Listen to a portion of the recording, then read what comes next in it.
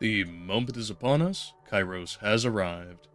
Welcome, everyone, to the Red Inferno, where today we will be taking a reading of the Communist Manifesto and continuing our observations and analyses of 2016's Doom. So, to describe the rationale behind these, on the former, it was quite a foundational document of many of the mass movements, especially of the socialist and communist parties, and various ideologies that revolved around those, or at least their core axioms.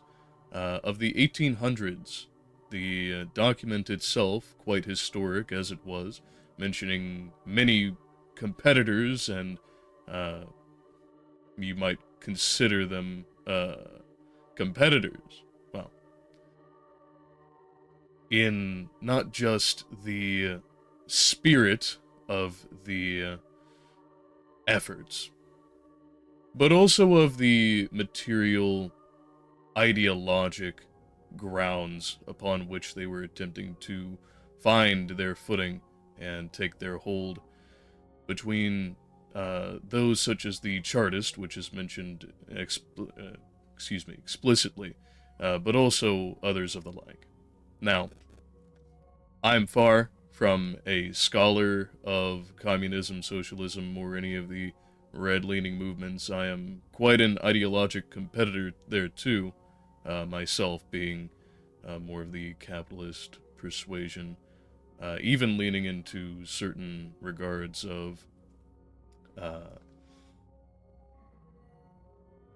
technocratic orientations, although not in the authoritarian or anarchic senses, more of a centrist position between these. So, I do have a bias going against them, as you might be able to guess by that, but nonetheless, it does have significant value for not only what it stood as in and of itself intrinsically, but also how it affected history. And now that we are on the third and final, at least for the time being, and you all can support any going back to Doom if you should be interested enough by leaving me comments and telling me in the Discord server or X or Instagram or whatever your platform of choice is.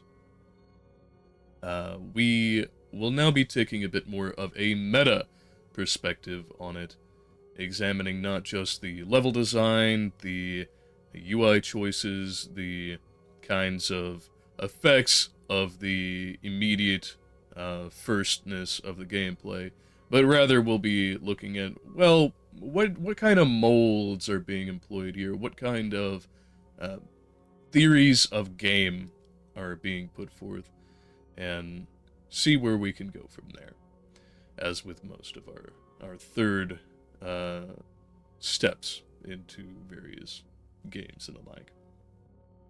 Now, insofar as housekeeping, we have the regular routine, where the next week there will be no stream, but there will be the continual publishing of shorts and the various productions, like the third part of the Dream Quest of Unknown Cadet, which will be the largest and longest one. So that is very much one to look forward to. In case anybody did miss it, there is also the first and second parts that have been put out, which are happily preceded by the other parts, which are considered, more often than not, the introduction of the dream cycle of Lovecraft's mythos, the Unnameable, and the Statement of Randolph Carter. So, good to enjoy if you want a nice little leg into Lovecraft's, what I would consider magnus opus, in fact. And perhaps we'll even get into the Silver Key and the sequel there too at some later date, if you all are particularly interested in that. But aside from that, it's business as usual. And so, in case you have missed it, any of you viewers out there, we will be starting, of course, with our audiobook production. And I think that we will almost certainly be able to get through this first, since it is a relatively short document. And as I haven't received especially conclusive feedback on the commentary that was made on the first four sections, or three sections of the U.S. Constitution, I will be experimenting continually with it here, especially because, well, the U.S. Constitution is a relatively formal structural document, and it did have some value in clarifying and elucidating what kind of narratives and underlying ideals that were foundational to the convention of the time. Rather, here, this is, as has been described by others, and I agree with, written in what's called popular prose of the era, wherein it's a blend of more poetic nature with some more declarative expressions of those foundations, or at least coherencies, that were part of the communist thought of the time. So, let's get into it then. And I should probably actually catch the date.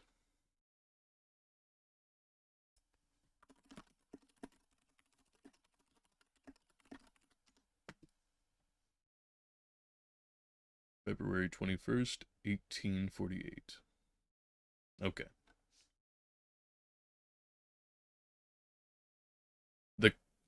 Well, right as the vehicle passes by. Alright, very good. The Communist Manifesto by Friedrich Engels and Karl Marx. February 21st, 1848. Narrated by Kairos of the Threefold Manifold. November 12th, 2024.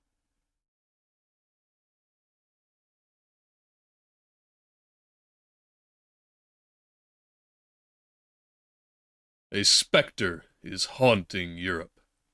The specter of communism. All the powers of old Europe have entered into a holy alliance to exorcise this specter. Pope and Tsar, Metternich and Guizot, French radicals and German police spies. Where is the party in opposition that has not been decried as communistic by its opponents in power? Where is the opposition that has not hurled back the branding reproach of communism against the more advanced opposition parties as well as its reactionary adversaries? Two things result from this fact. 1. Communism is already acknowledged by all European powers to be itself a power. 2. It is high time that communists should openly, in the face of the whole world, publish their views, their aims, their tendencies, and meet this nursery tale of the specter of communism with a manifesto of the party itself. To this end, communists of various nationalities have assembled in London and sketched the following manifesto to be published in the English, French, German, Italian, Flemish, and Danish languages.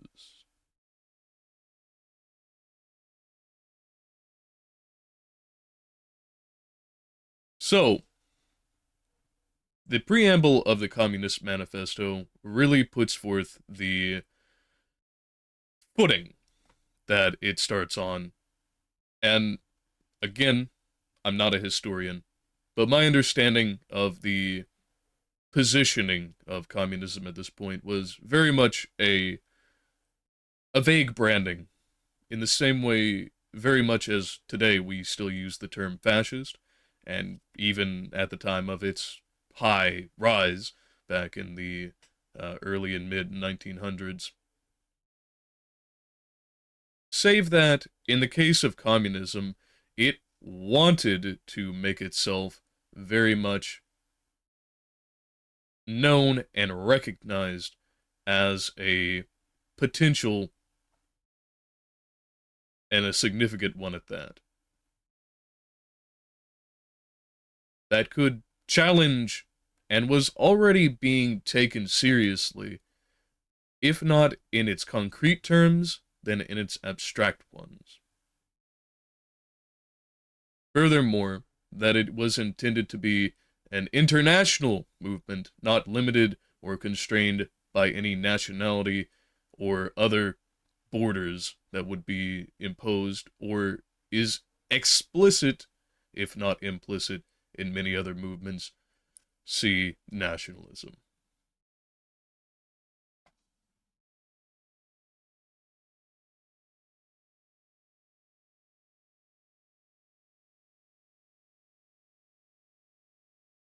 Hmm. Cars. Part 1.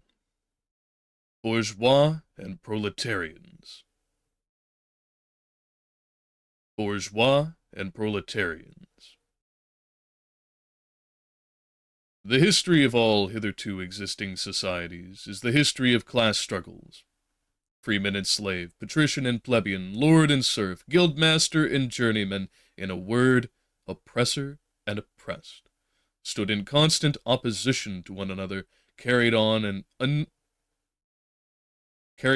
uninterrupted, now hidden, now open fight, a fight that each time ended either in a revolutionary reconstitution of society at large, or in the common ruin of the contending classes.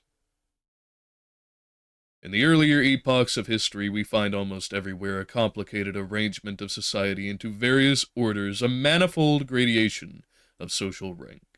In ancient Rome, we have patricians, knights, plebeians, slaves.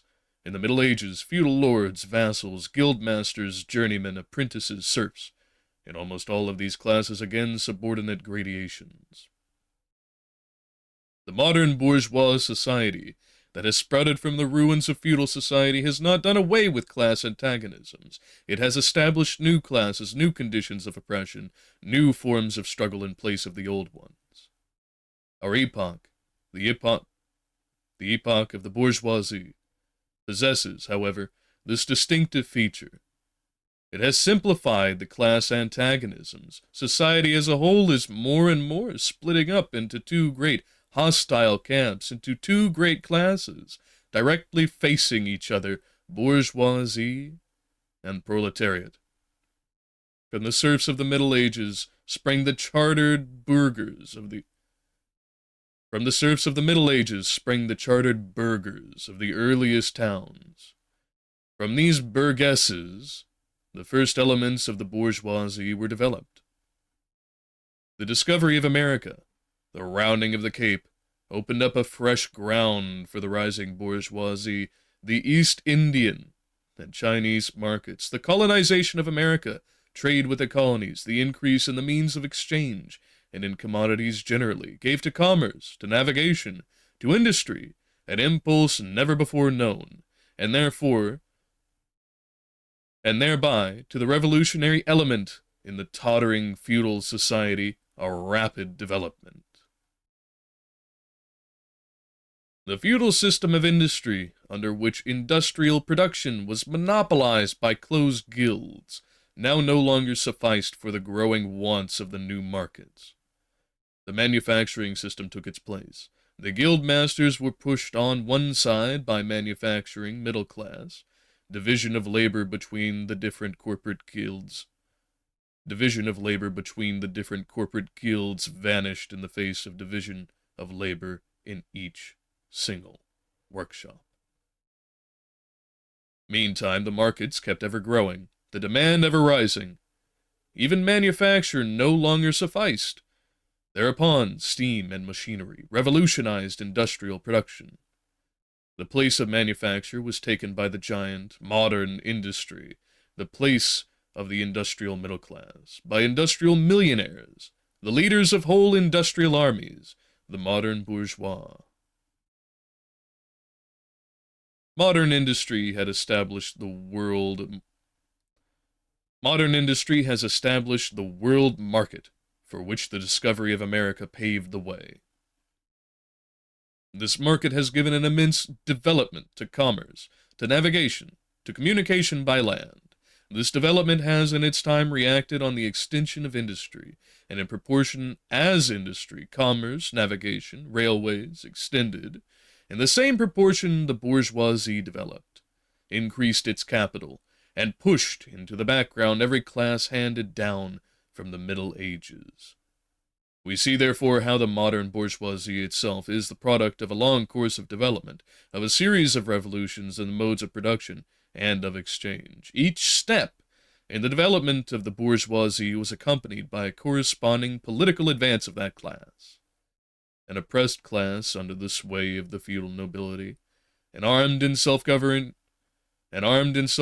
association in the medieval commune, here independent, urban republic, as in Italy and Germany, there taxable third estate of the monarchy, as in France, afterwards in the period of manufacture proper, serving either the semi-feudal or the absolute monarchy as a counterpoise against the nobility, and in fact, cornerstone of the great monarchies in general. The bourgeoisie has at last, since the establishment of modern industry and of the world market, conquered for itself, in the modern representative state, exclusive political sway. The executive of the modern state is but a committee for managing the common affairs of the whole bourgeoisie. The bourgeoisie, historically, has played a most revolutionary part. The bourgeoisie, whenever it has got the upper hand, has put an end to all feudal, patriarchal, idyllic relations. It has pitilessly torn asunder the motley feudal ties that bound man to his natural superiors, and has left remaining no other nexus between man and man than naked self-interest, than callous cash payment. It has drowned the most heavenly ecstasies of religious fervor, of chivalrous enthusiasm, of Philistine sentimentalism in the icy water of egotistical calculation. It has resolved personal worth into exchange value, and in place of the numberless and indefeasible chartered freedoms, has set up that single unconscionable freedom, free trade. In one word, for exploitation, veiled by religious and political illusions, naked, shameless, direct, brutal exploitation. The bourgeoisie has stripped of its halo every occupation hitherto honored and looked up to with reverent awe. It has converted the physician, the lawyer, the priest, the poet, the man of science, into its paid wage laborers. The bourgeoisie has torn away from the family its sentimental veil, and has reduced the family relation to a mere money relation. The bourgeoisie has disclosed how it came to pass that the brutal display of vigor in the Middle Ages, which reactionists so much admire, found its fitting complement in the most slothful indolence. It has been the first to show what man's activity can bring about. It has accomplished wonders far surpassing Egyptian pyramids, Roman aqueducts, and Gothic cathedrals. It has conducted expeditions that put in the shade all former exoduses of nations and crusades. The bourgeoisie cannot exist without constantly revolutionizing the instruments of production, and thereby the relations of production, and with them the whole relations of society. Conservation of the old modes of production in unaltered form was, on the contrary, the first condition of existence for all earlier industrial classes. Constant revolutionizing of production, uninterrupted disturbance of all social conditions, everlasting uncertainty and agitation distinguish the bourgeois epoch from all earlier ones. All fixed, fast frozen relations, with their train of ancient and venerable prejudices and opinions, are swept away. All new-formed ones become antiquated before they can ossify. All that is solid melts into air, all that is holy is profaned, and man is at last compelled to face with sober senses his real conditions of life, and his relations with his kind. The need of a constantly expanding market for its products chases the bourgeoisie over the whole surface of the globe. It must nestle everywhere, settle everywhere, establish connections everywhere. The bourgeoisie has, through its exploitation of the world market, given a cosmopolitan character to production and consumption in every country. To the great chagrin of reactionists, it has drawn from under the feet of industry the national ground on which it stood. All old established national industries have been destroyed or are daily being destroyed.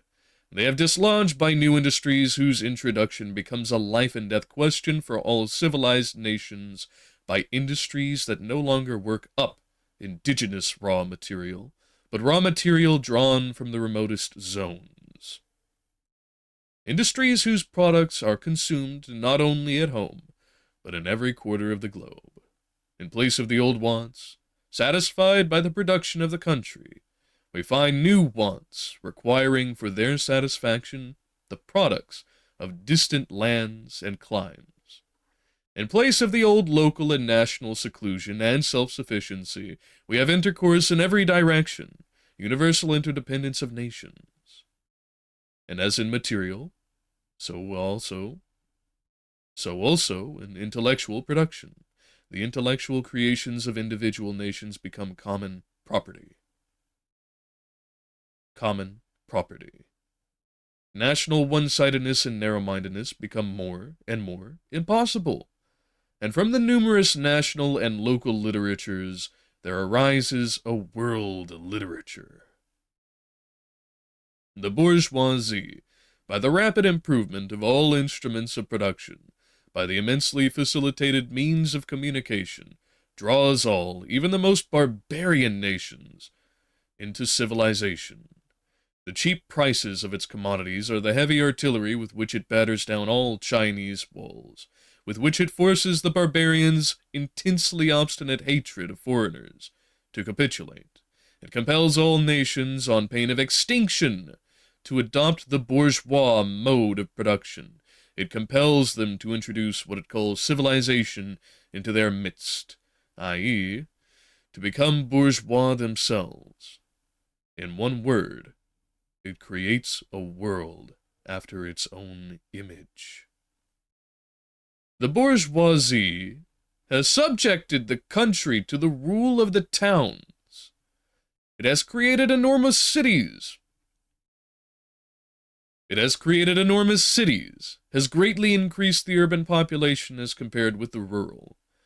It has thus rescued a considerable part of the population from the idiocy of rural life. Just as it has made the country dependent on the towns, so it has made barbarians and semi-barbarian countries dependent on the civilized ones. Nations of peasants on nations of bourgeois, the East on the West. The bourgeoisie keeps more and more doing away with the scattered state of the population, of the means of production and of property. It has agglomerated production and of property. It has agglomerated production and has concentrated property in a few hands. The necessary consequence of this was political centralization.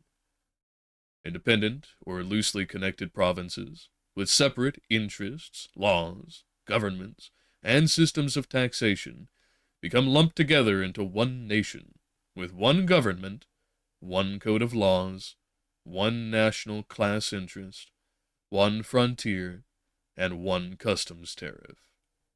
The bourgeoisie, during its rule of scarce 100 years, has created more massive and more colossal productive forces than have all preceding generations together. subjection of nature's forces to man, machinery, application of chemistry to industry and agriculture, steam navigation, railways, electric telegraphs, clearing of whole continents for cultivation, canalization of rivers, whole populations conjured out of the ground. What earlier century had even a presentiment that such productive forces slumbered in the lap of social labor? We see, then, the means of production and of exchange, on whose foundation the bourgeoisie built itself up, were generated in feudal society. At a certain stage in the development of these means of production and of exchange, the conditions under which feudal society produced and exchanged, we see, then, the means of production and of exchange, on whose foundation the bourgeoisie built itself up, were generated in feudal society.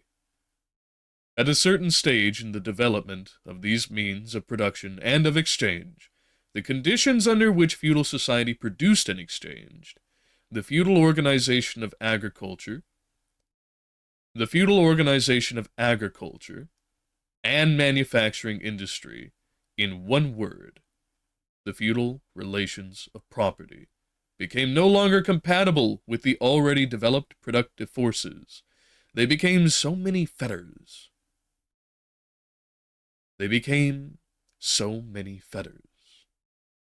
They had to be burst asunder. They were burst asunder. Into their place stepped free competition, accompanied by a social and political constitution adapted to it, and by the economical and political sway of the bourgeois class.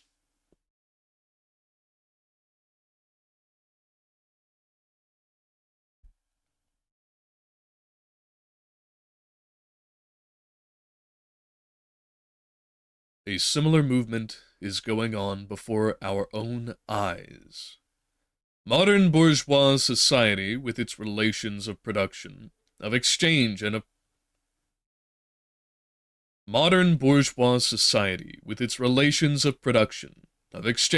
property, a society that has conjured up such gigantic means of production and of exchange, is like the sorcerer, who is no longer able to control the powers of the netherworld, whom he has called up by his spells. For many a decade past, the history of industry and commerce is but the history of the revolt of modern productive forces against modern conditions of production, against the property relations that are the conditions for the existence of the bourgeoisie and of its rule. It is enough to mention the commercial crisis that by the periodical return put on its trial each time more threateningly. It is enough to mention the commercial crisis that by their periodical return put on its trial, each time more threateningly, the existence of the entire bourgeois society. In these crises, a great part not only of the existing products, but also of the previously created productive forces, are periodically destroyed. In these crises, there breaks out an epidemic that, in all earlier epochs, would have seemed an absurdity, the epidemic of overproduction. Society suddenly finds itself put back into a state of momentary barbarism. It appears as if a famine, a universal war of devastation, had cut off the supply of every means of subsistence. Industry and commerce seemed to be destroyed. And why? Because there is too much civilization, too much means of subsistence, too much industry, too much commerce. The productive forces at the disposal of society no longer tend to further the development of the conditions of bourgeois property. On the contrary, They have become too powerful for these conditions, by which they are fettered, and so soon as they overcome these fetters, they bring disorder into the whole of bourgeois society, endanger the existence of bourgeois property. The conditions of bourgeois society are too narrow to comprise the wealth created by them. And how does the bourgeois get over these crises? On the one hand, the enforced destruction of a mass of productive forces. On the other, by the conquest of new markets, and by the more thorough exploitation of the old ones. That is to say, by paving the way for more extensive and more destructive crises, and by diminishing the means whereby crises are prevented. The weapons with which the bourgeoisie felled feudalism to the ground are now turned against the bourgeoisie itself. But not only has the bourgeoisie forged the weapons that bring death to itself, it has also called into existence the men who are to wield those weapons, the modern working class, the proletarians. In proportion as the bourgeoisie, i.e., capital, is developed, in the same proportion is the proletariat, the modern working class, developed. A class of laborers who live only so long as they find work, and who find work only so long as their labor increases capital. These laborers, who must sell themselves piecemeal, are a commodity like every other article of commerce, and are consequently exposed to all the vicissitudes of competition, to all the fluctuations of the market.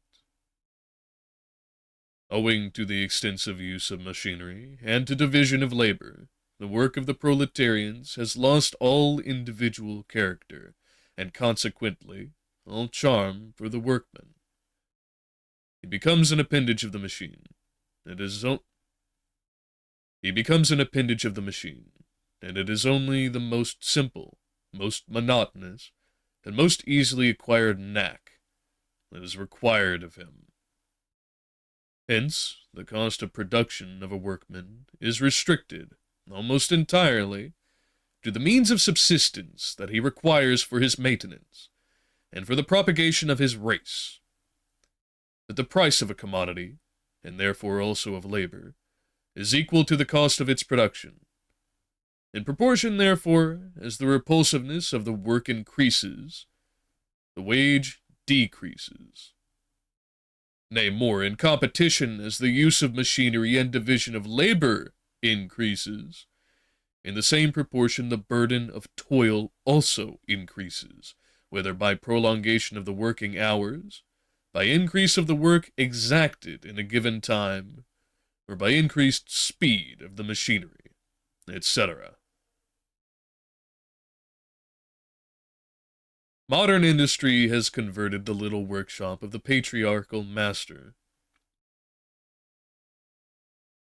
Modern industry has converted the little workshop of the patriarchal master into the great factory of the industrial capitalist. Masses of laborers crowded into the factory are organized like soldiers.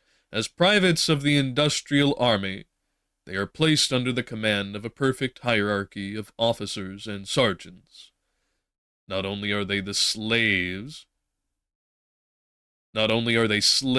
of the bourgeois class and of the bourgeois state, they are daily and hourly enslaved by the machine, by the overlooker, and above all, by the individual bourgeois manufacturer himself.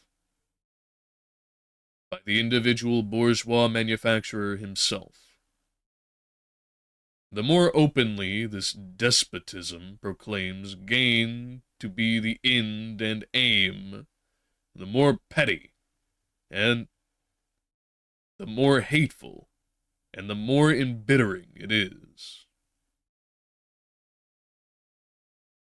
The more hateful, and the more embittering it is. The less the skill and exertion of strength implied in manual labor, in other words, the more modern industry becomes developed, the more is the labor of men superseded by that of women. Differences of age and sex no longer have any Differences of age and sex have no longer any distinctive social validity for the working class. All are instruments of labor, more or less expensive to use, according to their age and sex. No sooner is the exploitation of the laborer by the manufacturer so far at No sooner is the exploitation of the laborer by the manufacturer so far at an end that he receives his wages in cash than he is set upon by the other portions of the bourgeoisie, the landlord, the shopkeeper, the pawnbroker, etc. The lower strata of the middle class, the small tradespeople, shopkeepers, retired tradesmen generally, the handicraftsmen and peasants, all these sink gradually into the proletariat, partly because their diminutive capital does not suffice for the scale on which modern industry is carried on, and is swamped in the competition with the large capitalists, partly because their specialized skill is rendered worthless by the new methods of production. Thus, the proletariat is recruited from all classes of the population. The proletariat goes through various stages of development. With its birth begins its struggle with the bourgeoisie. At first, the contest is carried on by individual laborers, then by the workpeople of a factory, then by the operatives of one trade in one locality, against the individual bourgeois who directly exploits them. They direct their attacks not against the bourgeois conditions of production, but against the instruments of production themselves. They destroy imported wares that compete with their labor. They smash to pieces machinery. They set factories ablaze. They seek to restore by force the vanished status of the workmen of the Middle Ages.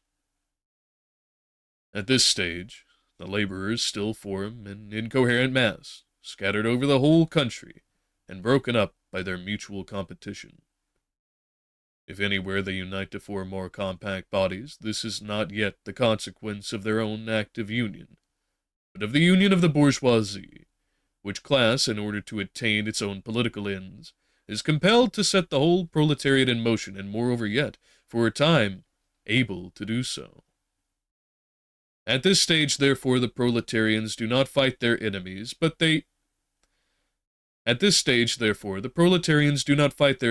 but the enemies of their enemies, the remnants of absolute monarchy, the landowners, the non-industrial bourgeois, the petty bourgeois.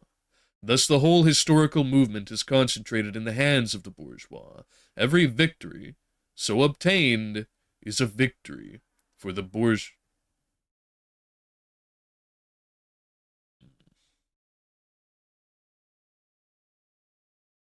At this stage, the laborers still form an incoherent mass, scattered over the whole country, and broken up by their mutual competition. If anywhere they unite to form more compact bodies, this is not yet the consequence. If anywhere they unite to form more compact bodies, this is not yet the consequence of their own active union, but of the union of the bourgeoisie, which class, in order to attain its own political ends, is compelled to set the whole proletariat in motion, and moreover yet, for a time, able to do so. If anywhere they unite to form more compact bodies, this is not yet the consequence of their own active union, but of the union of the bourgeoisie, which class, in order to attain its own political ends, is compelled to set the whole proletariat in motion, and is moreover yet, for a time, able to do so. At this stage, therefore, the proletarians do not fight their enemies, but the enemies of their enemies, the remnants of absolute monarchy, the landowners, the non-industrial bourgeois, the petty bourgeoisie. Thus the whole historical movement is concentrated in the hands of the bourgeoisie. Every victory so obtained is a victory for the bourgeoisie. But with the development of industry, the proletariat not only increases in number, it becomes concentrated in greater masses. Its strength grows, and it feels that strength more. The various interests and conditions of life within the ranks of the proletariat are more and more equalized in proportion as machinery obliterates all distinctions of labor, and nearly everywhere reduces wages to the same low level. The growing competition among the bourgeois and the resulting commercial crises make the wages of the workers ever more fluctuating. The unceasing improvement of machinery, ever more rapidly developing, makes their livelihood more and more precarious. The collision between individual workmen and individual bourgeois take more and more the character of collisions between two classes. Thereupon the workers begin to form combinations, trades unions, against the bourgeois. They club together in order to keep up the rate of wages. They found permanent associations in order to make provision beforehand for these occasional revolts. Here and there the contest breaks out into riots. Now and then the workers are victorious, but only for a time. The real fruit of their battles lies not in the immediate result, but in the ever-expanding union of the workers. This union is helped on by the improved means of communication that are created by modern industry, and that place the workers of different localities in contact with one another. This union is helped on by the improved means of communication that are created by modern industry and that places the workers of different localities in contact with one another. It was just this contact that was needed to centralize the numerous local struggles, all of the same character, into one national struggle between classes. But every class struggle is a political struggle, and that union to attain which the burghers of the Middle Ages, with their miserable highways, required centuries, the modern proletarians, thanks to railways, achieve in a few years. This organization of the proletarians into a class, and consequently into a political party, is continually being upset again by the competition between the workers themselves. But it ever rises up again, stronger, firmer, mightier. It compels legislative recognition of particular interests of the workers, by taking advantage of the divisions among the bourgeoisie itself. Thus the 10 Hours Bill in England was carried. Altogether, collisions between the classes of the old society further, in many ways, the course of development of the proletariat. The bourgeoisie finds itself involved in a constant battle, at first with the aristocracy, later on with those portions of the bourgeoisie itself, whose interests have become antagonistic to the progress of industry, at all times with the bourgeoisie of foreign countries. In all these battles it sees itself compelled to appeal to the proletariat, to ask for its help, and thus to drag it into the political arena. The bourgeoisie itself, therefore, supplies the proletariat with its own instruments of political and general education. In other words, it furnishes. The bourgeoisie itself, therefore, supplies the proletariat with its own instruments of political and general education. In other words, it furnishes the proletariat with a weapon for fighting the bourgeoisie.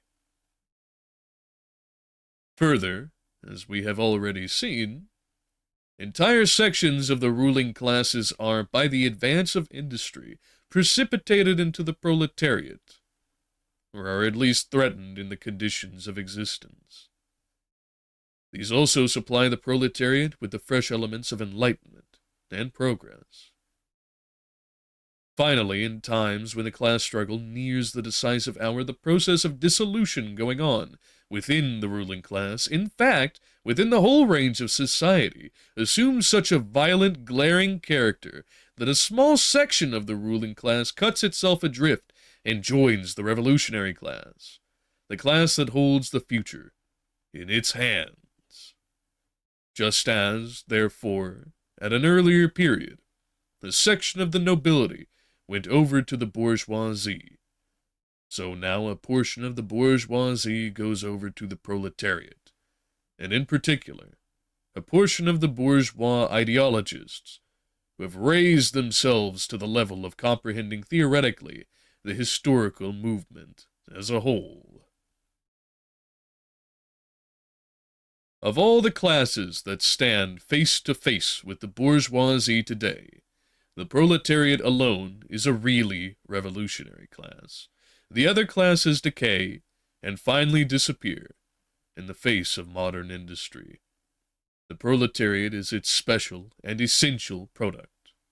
The lower middle class, the small manufacturer, the shopkeeper, the artisan, the peasant, all these fight against the bourgeoisie to save from extinction their existence as fractions of the middle class. They are therefore not revolutionary, but conservative. Nay, more, they are reactionary, for they try to roll back the wheel of history. If by chance they are revolutionary, they are so only in view of their impending transfer into the proletariat. They thus defend not their present, but their future interests. They desert their own standpoint to place themselves at that of the proletariat.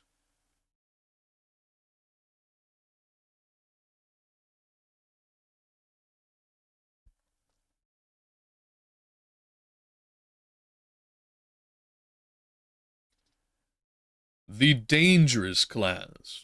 The social scum, that passively rotting mass thrown off by the lowest layers of old society may, here and there, be swept into the movement by a proletarian revolution. Its conditions of life, however, prepare it far more for the part of a bribed tool of reactionary intrigue. In the conditions of the proletariat, those of old society at large are already virtually swamped. The proletarian is without property. His relation to his wife and children has no longer anything in common with the bourgeois family relations. Modern industrial labor, modern subjection to capital, the same in England as in France, in America as in Germany, has stripped him of every trace of national character. Law, morality, religion are to him so many bourgeois prejudices, behind which lurk and ambush just as many bourgeois interests. All the preceding classes that got the upper hand sought to fortify their already acquired status by subjecting society at large to their conditions of appropriation. The proletarians cannot become masters of the productive forces of society, except by abolishing their own previous mode of appropriation, and thereby also every other previous mode of appropriation. They have nothing of their own to secure and to fortify. Their mission is to destroy all previous securities for, and instances of, individual property. And insurance. I see. They have nothing of their own to secure and to fortify. Their mission is to destroy all previous securities for, and insurances of, industrial property.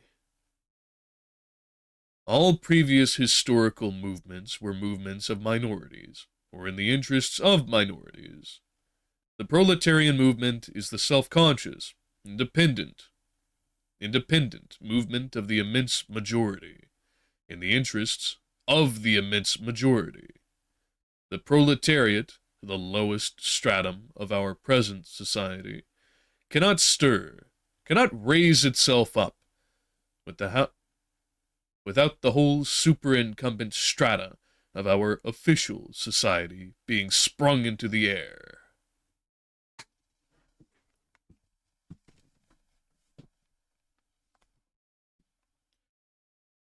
Though not in substance, yet in form, the struggle of the proletariat with the bourgeoisie is at first a national struggle.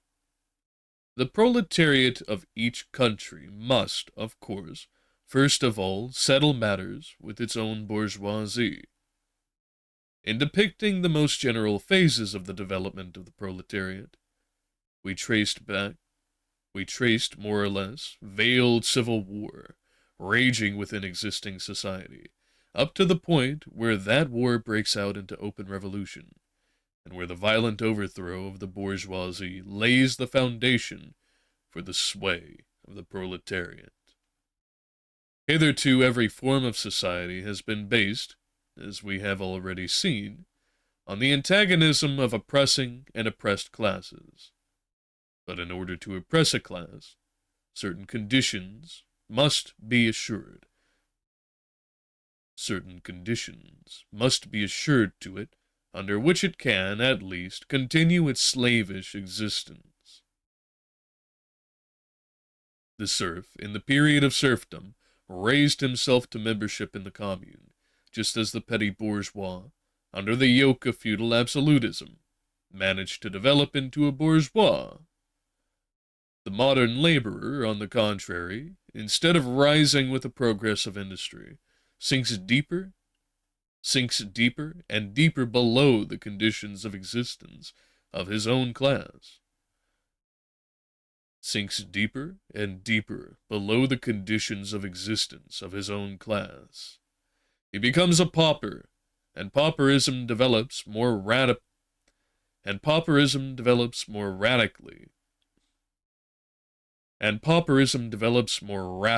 than population and wealth. And here it becomes evident that the bourgeoisie is unfit any longer to be the ruling class in society, and to impose its conditions of existence upon society as an overriding law. It is unfit to rule because it is incompetent to assure an existence to its slave within his slavery, because it cannot help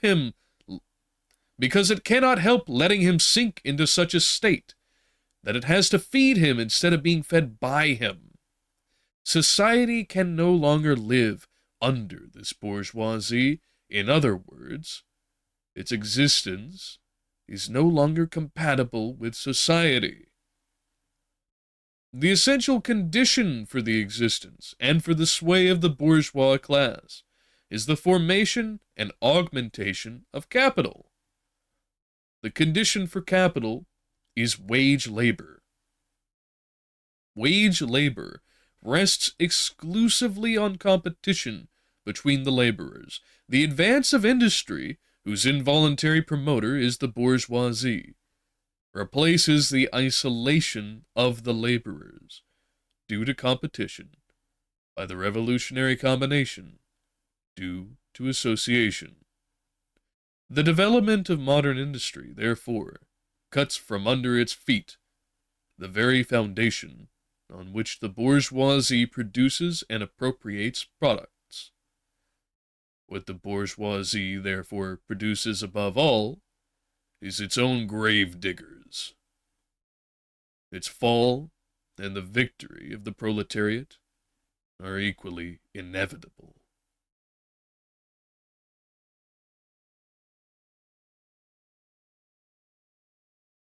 All right, let's take a refreshing sip and then dig into this.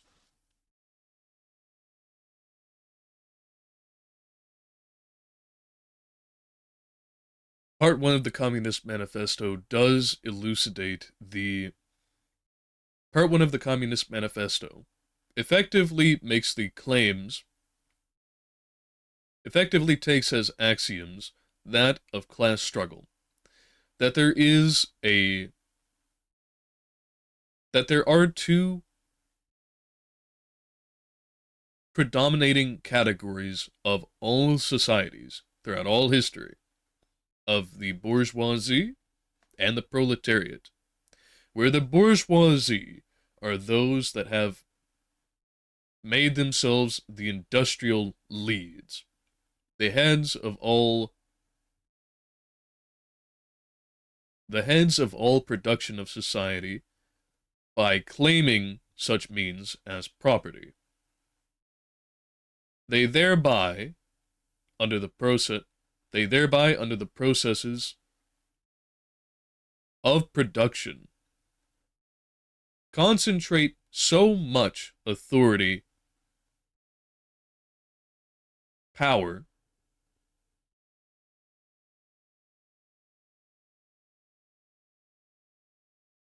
and wealth into their own hands, away from that of the rest of society, that the entirety of the rest of society effectively falls, that the entire rest of society essentially falls into the propertyless, the wealthless. The slaves with a master that can no longer force them to be kept. And here we have a vehicle passing by.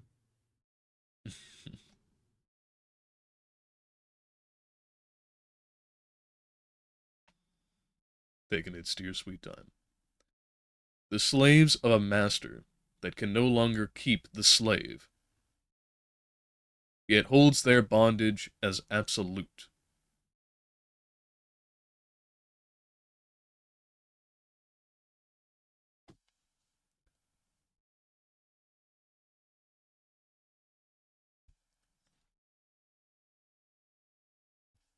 And that and that as a consequence, the bourgeoisie guarantee their own destruction. They possess so much and impoverish all around them that is not directly connected to them, that it is inevitable that the proletariat will overtake them.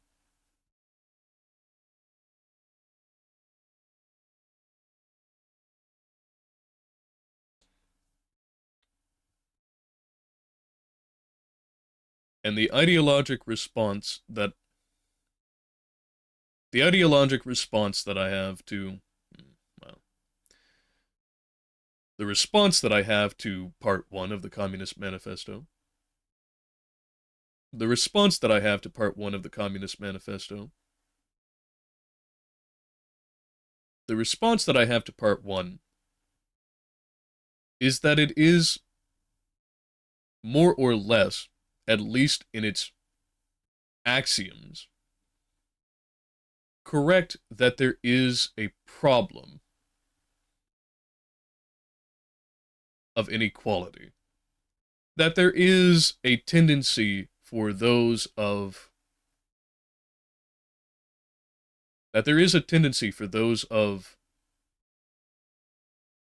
wealth, leadership, authority, whatever they should happen to be,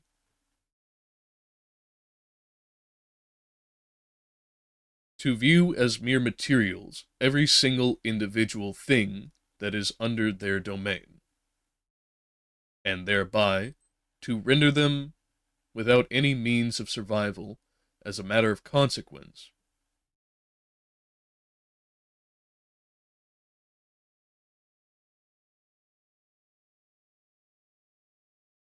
As a matter of consequence of not overproduction,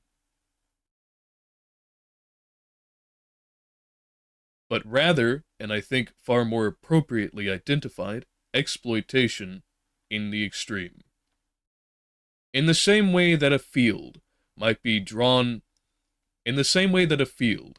have all of its resources, its minerals, its water. In the same way that a field might have all of its valuable nutrients, and microbiome torn from it in the pursuit of yielding the most crop therefrom, requiring therefore the continual renewal of it by artificial means, so too can all members of society fall under such an effect. However, much as in the same way as those fields, however, keeping in the analogy, instead of attempting to exploit, instead of attempting to draw out every little bit one may from a given resource, from that field, simply, and rather what this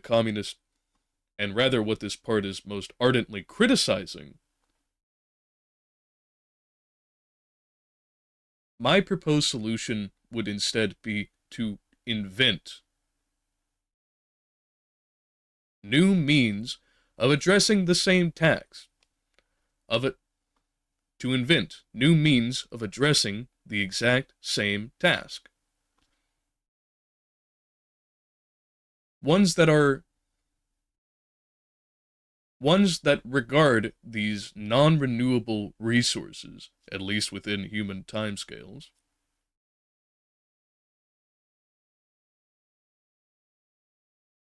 as such.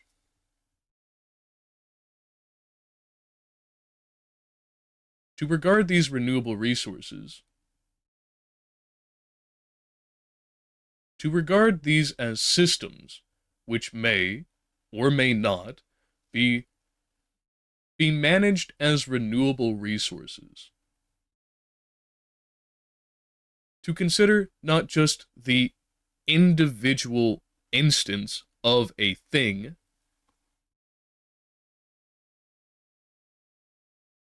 in vacuum, but to pragmatically assess the setting within which it is framed. For then you have the capacity not only to observe the reduction of anything, for then not only do you have the capacity to receive the capacity to observe the reduction of everything,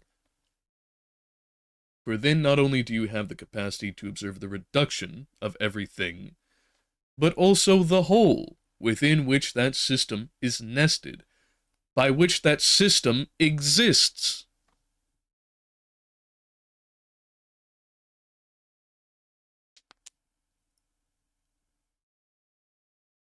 Such that instead of, in the process of resolving one problem, creating an entire set of others, you resolve the one problem,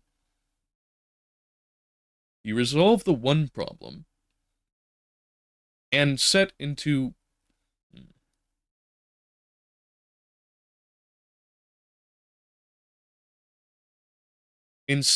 motion the preservation of cyclic cycles. And set into motion the preservation of cycles by which we may all be sustained, to include the substrate that is providing such resolutions.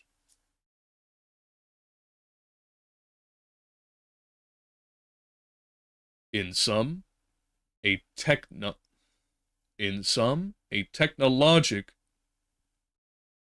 means of preservation, not only of those here identified as the bourgeoisie, but also as the proletariat.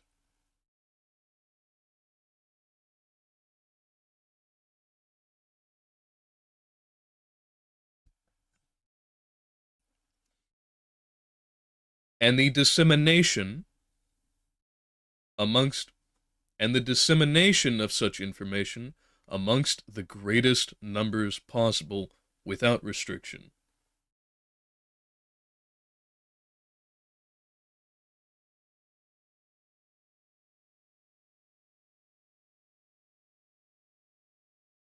coupled with social awareness, coupled with the social awareness of what they are doing and how it can be done.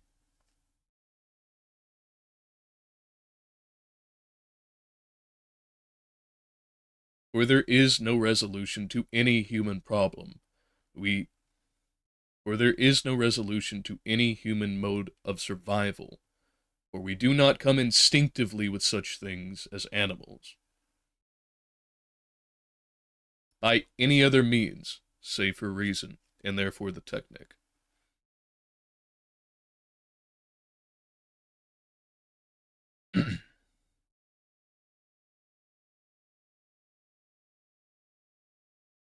Part 2.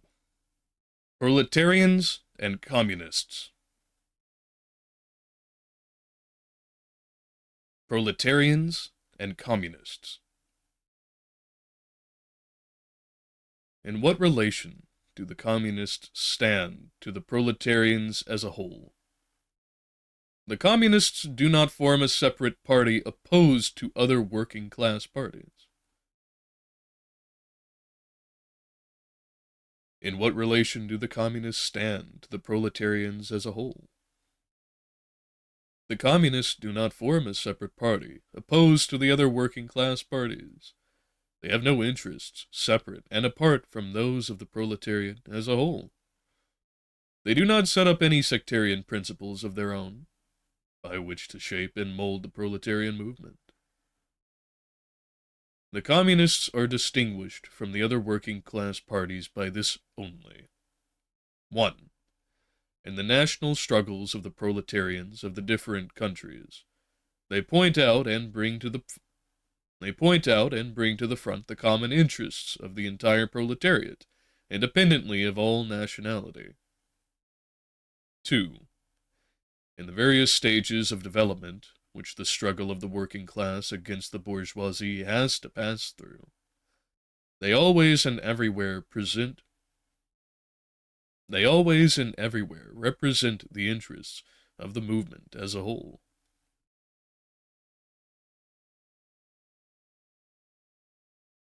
The Communists, therefore, are on the one hand practically the most advanced and resolute section of the working class parties of every country, that section which pushes forward all others.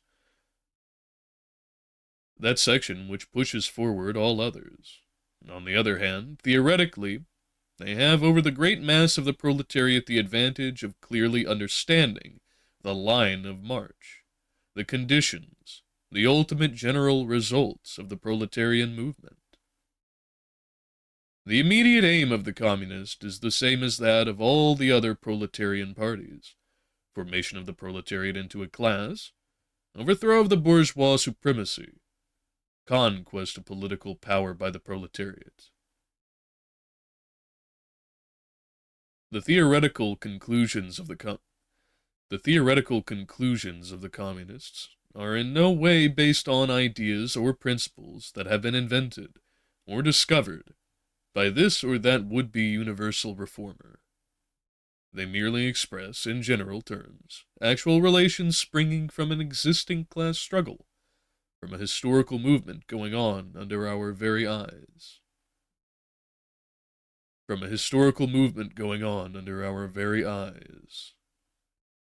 The abolition of existing property relations is not at all a distinctive feature of communism. All property relations in the past have continually been subject to historical change.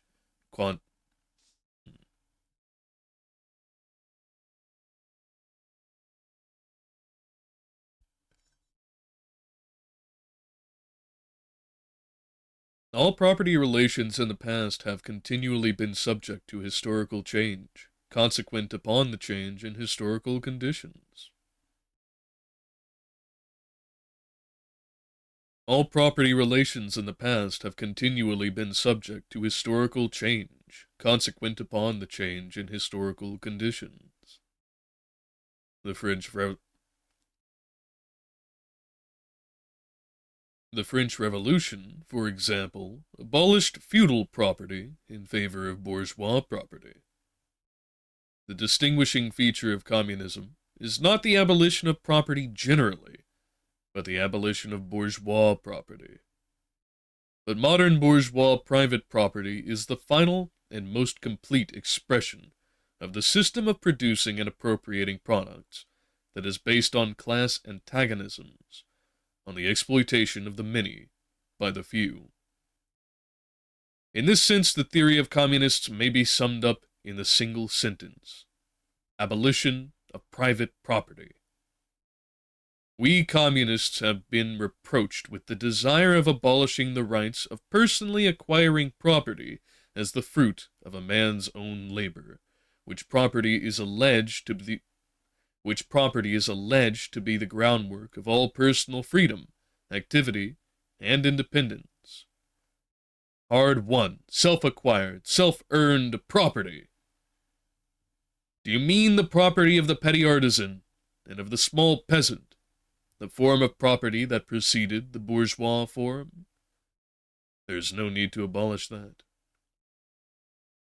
Hard-won, self-acquired, self-earned property. Do you mean the property of the petty artisan and of the small peasant, a form of property that preceded the bourgeois form? There is no need to abolish that. The development of industry has to a great extent already destroyed it, and is still destroying it daily. Or do you mean modern bourgeois private property? Or do you mean modern bourgeois private property? But does wage labor create any property for the laborer? Or do you mean modern bourgeois private property? But does wage labor not create any property for the laborer? Not a bit.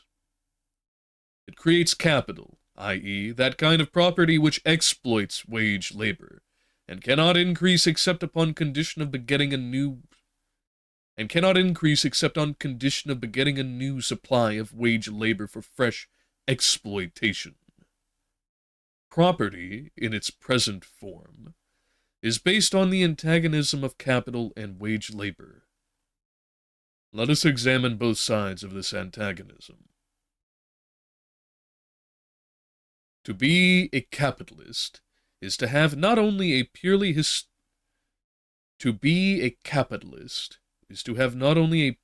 personal, but a social status in production. Capital is a collective product, and only by the united action of many members, nay, in the last resort, only by the united action of all members of society, can it be set in motion. Capital is, therefore, not a personal, it is a social power. When, therefore, capital is converted into common property, into the property of all members of society, personal property is not thereby transformed into social property. It is only the social character of the property that is changed. It loses its class character. Let us now take wage labor. The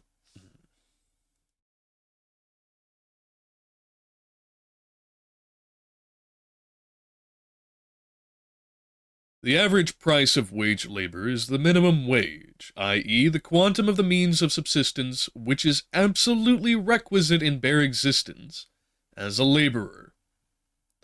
What, therefore, the wage laborer appropriates by means of his labor merely suffices to prolong and reproduce a bare existence. We by no means intend to abolish this personal appropriation of the products of labor, an appropriation that is made for the maintenance and reproduction of human life, and that leaves no surplus wherewith to command the labor of others. All that we want to do away with is the miserable character of this appropriation, under which the laborer lives merely to increase capital, and is allowed to live only insofar as the interest of the ruling class requires it. In bourgeois society, living labor is but a means to increase accumulated labor, In communist society, accumulated labor is but a means to widen, to enrich, to promote the existence of the laborer. In bourgeois society, therefore, the past dominates the present.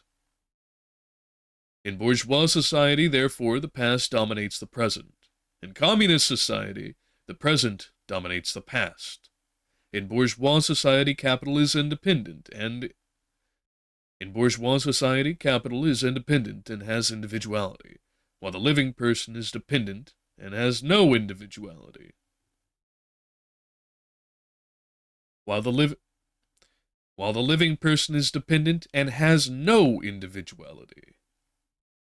And the abolition of this state of things is called by the bourgeois abolition of individual. In bourgeois society, therefore, the past dominates the present. In communist society, the present dominates the past. In bourgeois society, capital is independent and has individuality, while the living person is dependent and has no individuality. And the abolition of this state of things is called by the bourgeois abolition of individuality and freedom, and rightly so. The abolition of bourgeois individuality, bourgeois independence, and bourgeois freedom is undoubtedly aimed at.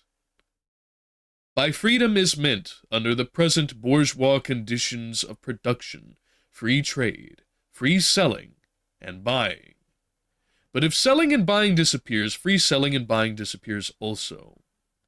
This talk about free selling and buying, and all the other brave words of our bourgeoisie about freedom in general, have a meaning, if any, only in contrast with restricted selling and buying with the fettered trade.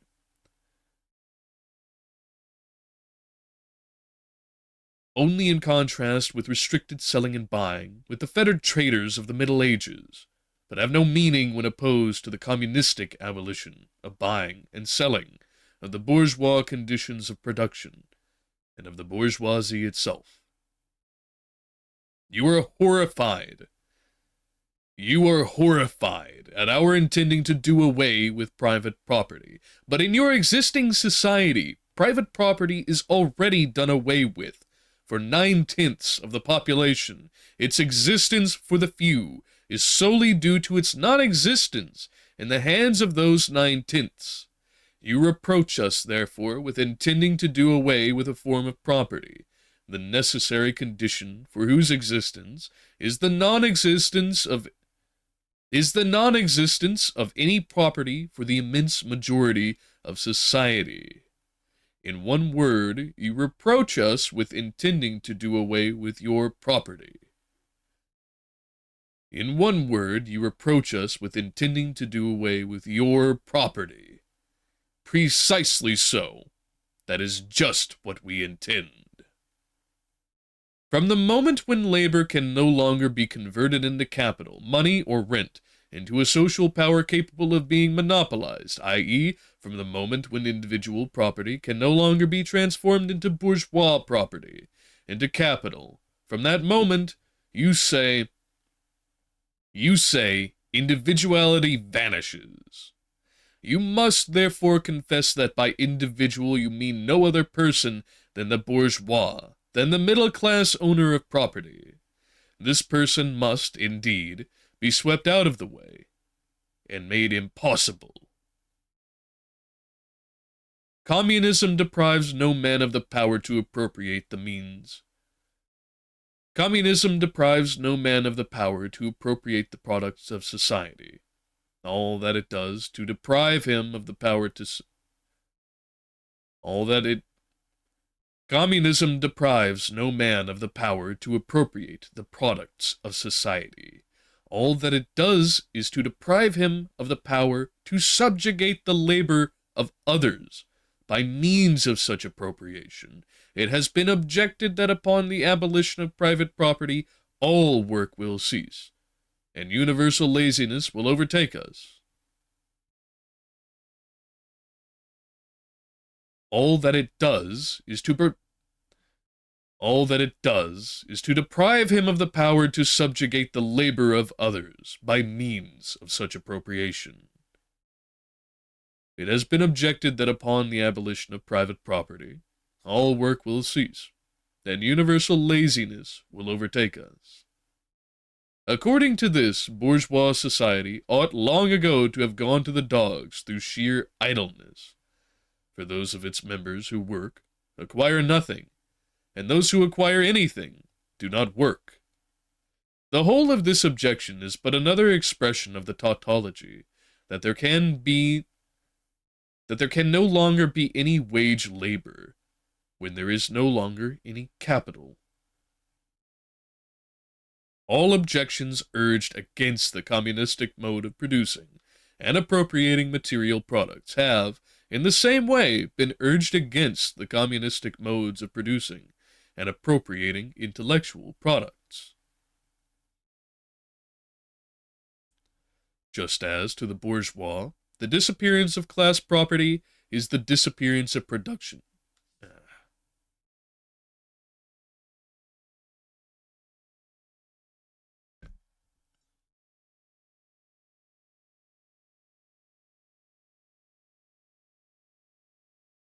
Just as, to the bourgeois, the disappearance of class property is the disappearance of production itself, so the disappearance of class culture is to him identical with the disappearance of all culture. That culture, the loss of which he laments, is for the enormous majority a mere training to act as a machine. But don't wrangle with us so long as you apply to our intended abolition of bourgeois property the standard of your bourgeois notions of freedom, culture, law, etc.,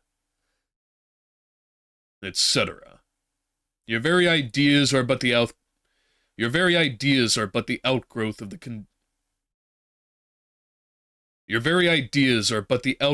the conditions of your bourgeois production and bourgeois property, just as your jurisprudence is but the will of your class made into a law for all, a will whose essential character and direction are determined by the economical conditions of existence of your class.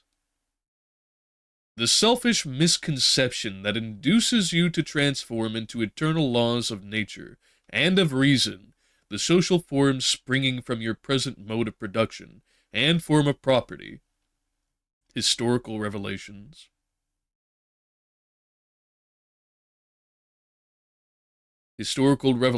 that arise and disappear in the progress of production. This misconception you share with every ruling class that preceded you. What you see clearly in the case of ancient property, what you admit in the case of feudal property, you are of course forbidden to admit in the case of your own bourgeois form of property.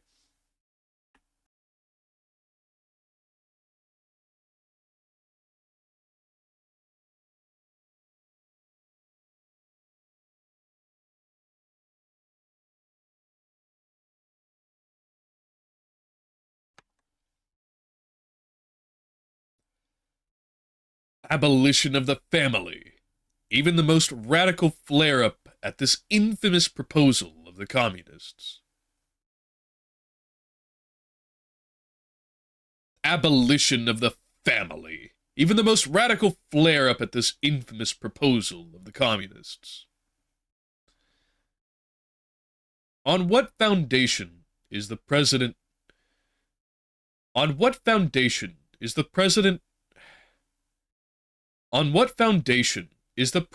family, the bourgeois family, based? On capital, on private gain. In its completely developed form, this family exists only among the bourgeoisie, but this state of things finds its complement in the practical absence of the family among the proletarians and in public prostitution. The bourgeois family will vanish as a matter of course, when its complement vanishes. and both will vanish with the vanishing of capital. Do you charge us with wanting to stop the exploitation of children by their parents? To this crime, we plead guilty. But, you will say, we destroy the most hallowed of relations when we replace home education by social. And your education, is not that also social and determined by the social conditions under which you educate, by the intervention, direction, or indirect, by the intervention, direct or indirect, of society, by means of schools, etc.? The communists have not invented the intervention of society in education. They do but seek to alter the character of that intervention, and to rescue education from the influence of the ruling class. The bourgeois claptrap about the family and education, about the hollowed correlation of a parent and child, becomes all the more disgusting, the more by the action of modern industry. All family ties among the proletarians are torn asunder, and their children transformed into simple articles of commerce and instruments of labor. But you communists would introduce community of women, screams the whole bourgeoisie in chorus. The bourgeois sees in his wife a mere instrument of production.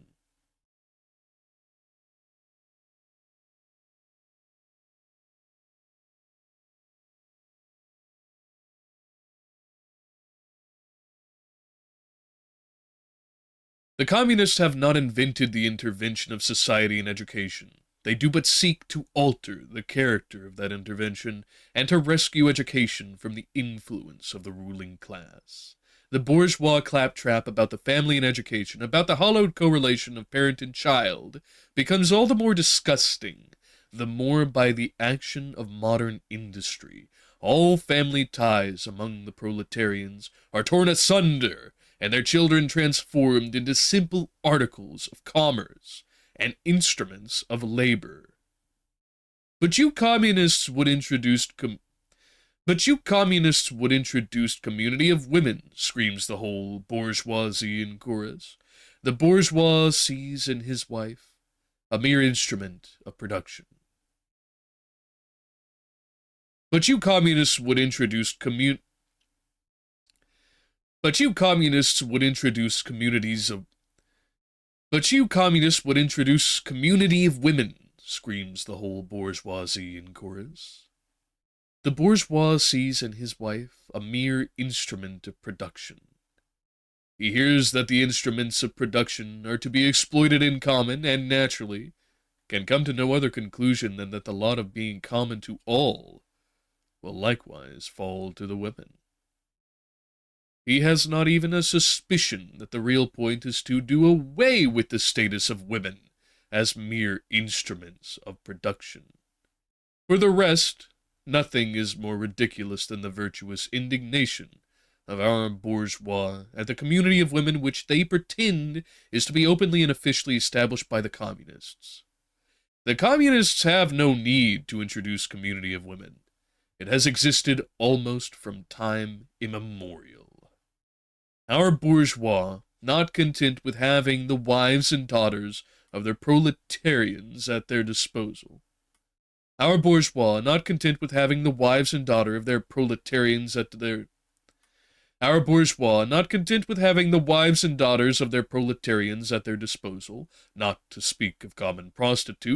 take the greatest pleasure in seducing each other's wives.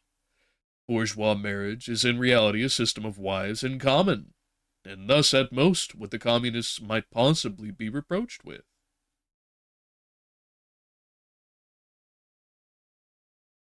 Bourgeois marriage is in reality a system of wives in common, and thus, at the most, what the communists might possibly be reproached with is that they desired to introduce in substitution for a hypocritically concealed and openly legalized community of women.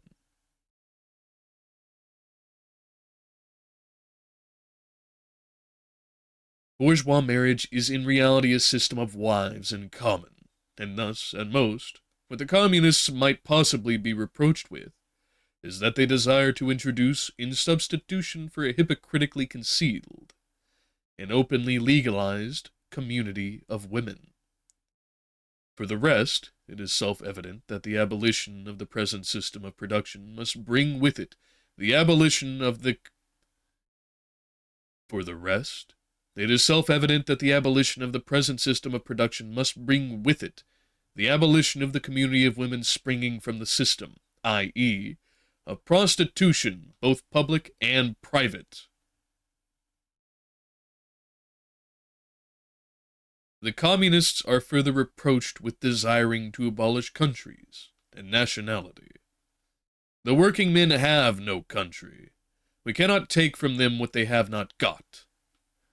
Since the proletariat must first of all acquire political supremacy, must rise to the leading class of the nation, must constitute itself the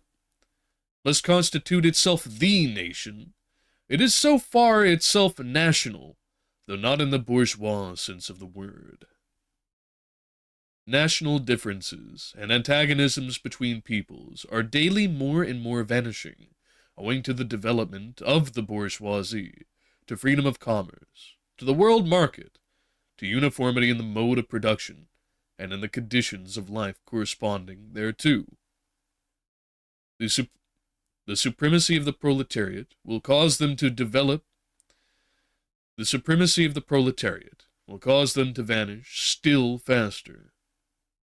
United action of the leading civilized countries, at least, is one of the first conditions for the emancipation of the proletariat. In proportion as the exploitation of one individual by another is put at an end to, in proportion as the exploitation of one individual by another is put an end to, the exploitation of one nation by another will also be put an end to. In proportion as the antagonism between classes within the nation vanishes, the hostility of one nation to another will come to an end. The charges against communism made from a religious, a philosophical, and generally from an ideological standpoint are not deserving of serious examination. Does it require deep intuition to comprehend that man's ideas, views, and conceptions, in one word, man's consciousness, changes with every change in the conditions of his material existence, in his social relations, and in his social life? What else does the history of ideas prove than that our intellectual production changes its character in proportion as material production has changed? The ruling ideas of each age have ever been the ideas of its ruling class. When people speak of ideas that revolutionize society, they do but express the fact that within the old society, the elements of a new one have been created. And that the dissolution of the old ideas keeps even pace with the dissolution of the old conditions of existence.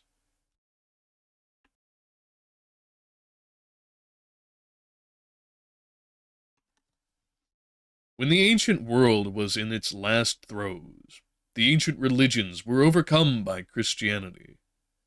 When Christian ideas succumbed in the 18th century to rationalist ideas, feudal society fought its death battle with the then revolutionary bourgeoisie. The ideas of religious liberty and freedom of consciousness merely gave expression to the sway of free competition within the domain of knowledge. Undoubtedly, it will be said, religious, moral, philosophical, and juridical ideas have been modified in the course of historical development.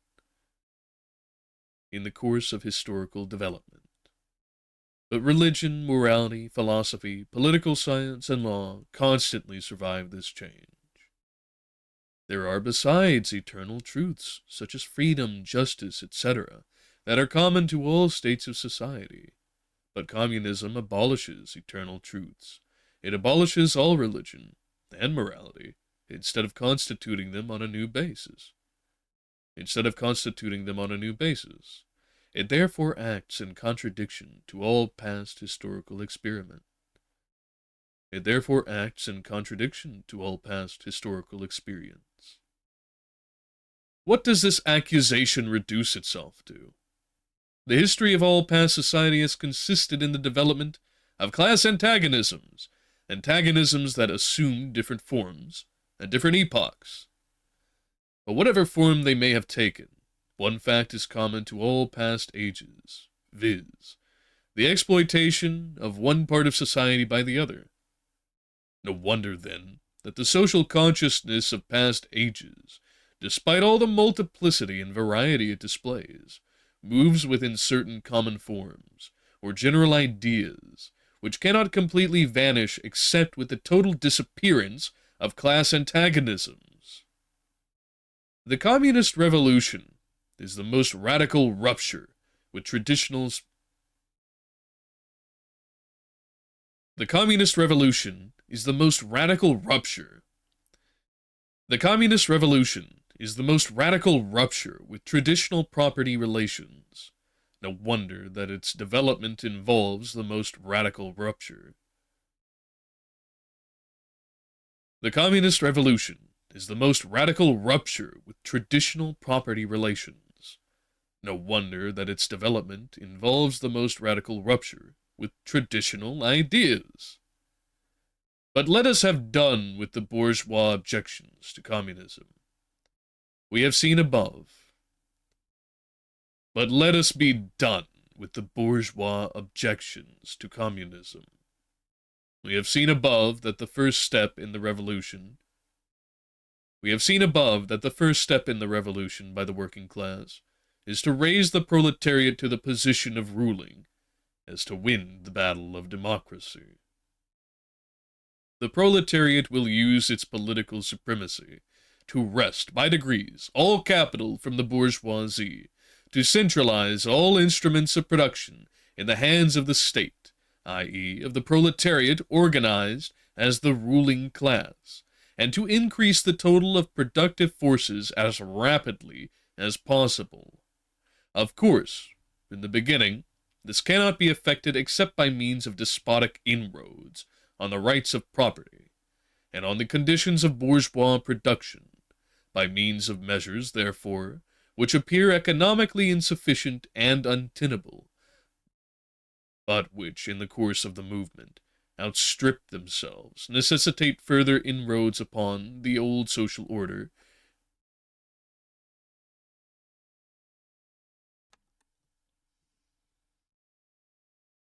The proletariat will use its political supremacy to wrest by degrees all capital from the bourgeoisie, to centralize all instruments of production in the hands of the state, i.e., of the proletariat organized as the ruling class, and to increase the total of productive forces as rapidly as possible.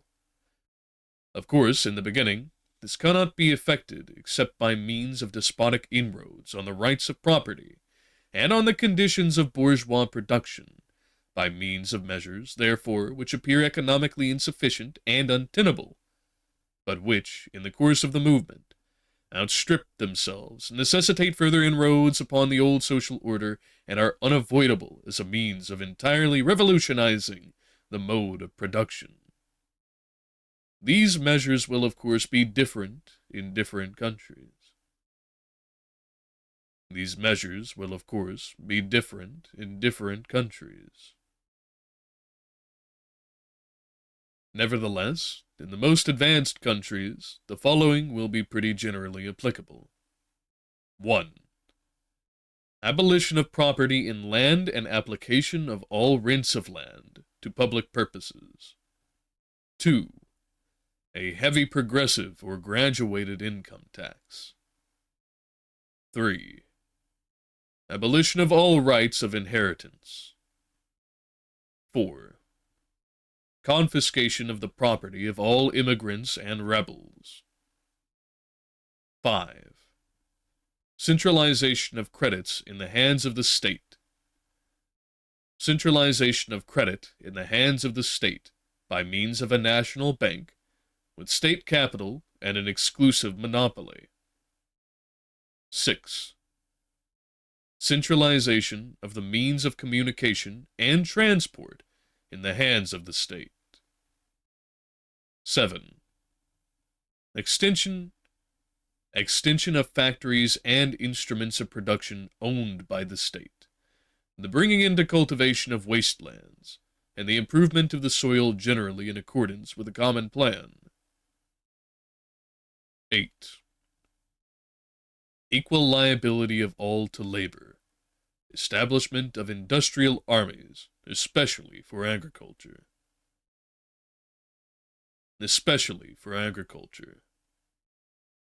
9. Combination of agriculture with manufacturing industries, gradual abolition of the distinction between town and country, by more equitable distribution of the population over the country. 10. Free education for all children in public schools, abolition of children's factory labor in its present form, combination of education with industrial production, and I have a suspicion that that means and continued. But let's check.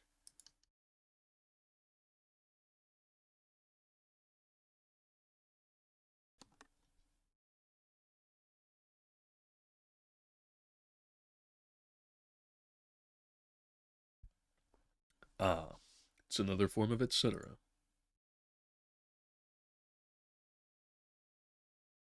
Etc. Etc. Etc. When in the course of development, class distinctions have disappeared, and all production has been concentrated in the hands of a vast association of the whole nation, the public power will lose its political character. Political power, properly so called, is merely the organized power of one class for oppressing another. When, in the course of development, class distinctions have disappeared, and all production has been concentrated in the hands of a vast association of the whole nation, the public power will lose its political character. Political power, properly so called, is merely the organized power of one class for oppressing another. If the proletariat during its contest with the bourgeoisie is compelled by the force of circumstances to organize itself as a class by means of a revolution, it makes itself the ruling class, and as such sweeps away by force the old conditions of production. Then it will, along with these conditions, have swept away the conditions for the existence of class antagonisms and of classes generally, and will thereby have abolished its own supremacy as a class. In place of the old bourgeois society, with its classes and class antagonisms, we shall have an association in which the free development of each is the condition for the free development of all.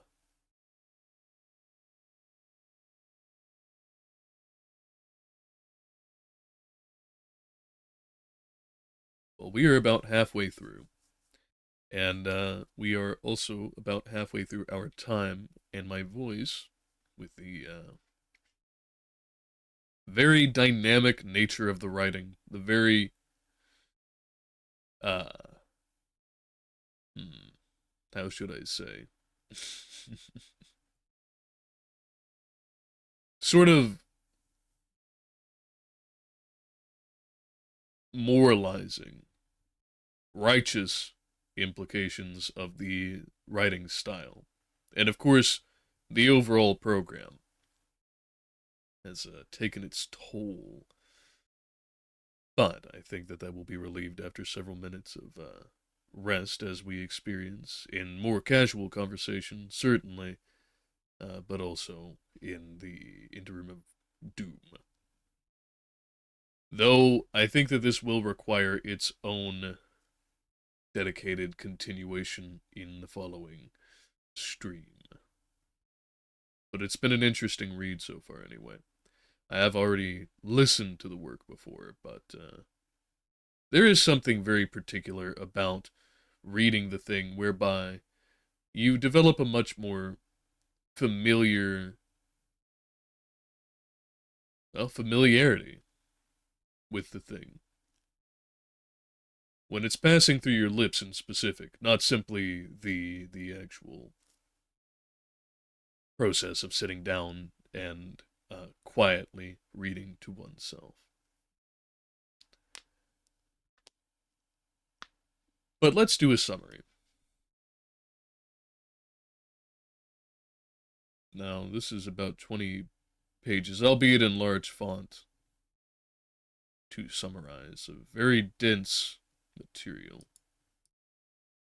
So let's go and take a look back through.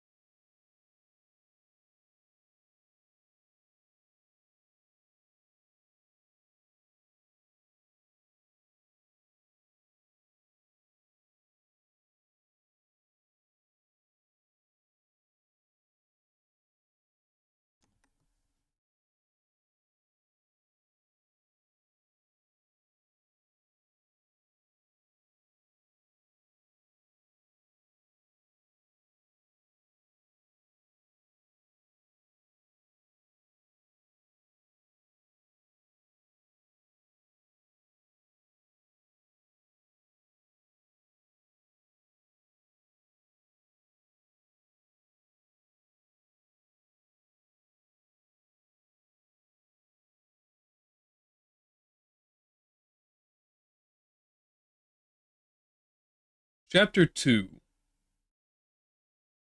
reviews the Chapter 2 reviews and regards predominantly, although it contains manifold, the characterization of the bourgeois. What the bourgeoisie has established, what the bourgeoisie has in its what the bourgeoisie has institutionally placed at the forefront of what it considers the characterization not only of the people, what the bourgeoisie has characterized reality itself by, in that it is not as a reflecting consequence of its own powers, of its own productions, of its own rationalizations of power as it has been attained by itself, in its own rationalizations of how it attained power in and by itself.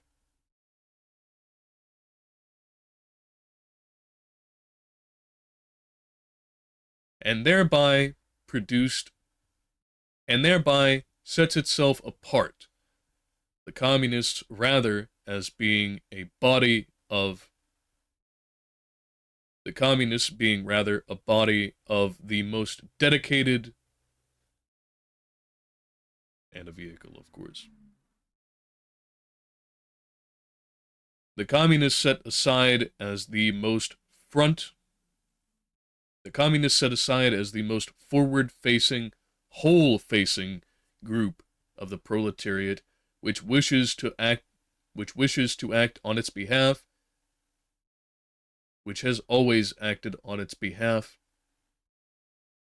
and takes the greatest pains to preserve their ideal. That man is itself not an independent agency. That is a bourgeois notion. Rather, that the entirety of their material surroundings, in combination with their perceptions thereof, shape every little detail of the spirit of a man. And that mankind embraces not only males, but also females, as there is no distinction between the labor which they output, that there is, in fact, no characterization which belongs to the proletariat natively, and rather that these are matters that are forced upon them by such bourgeoisie ideations, such justifications.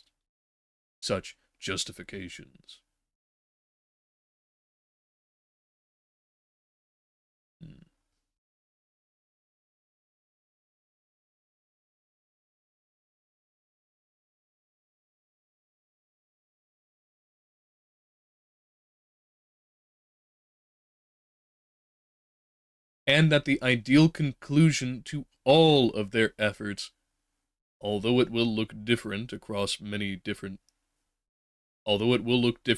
on the time and place, although it will look different dependent on the time and place,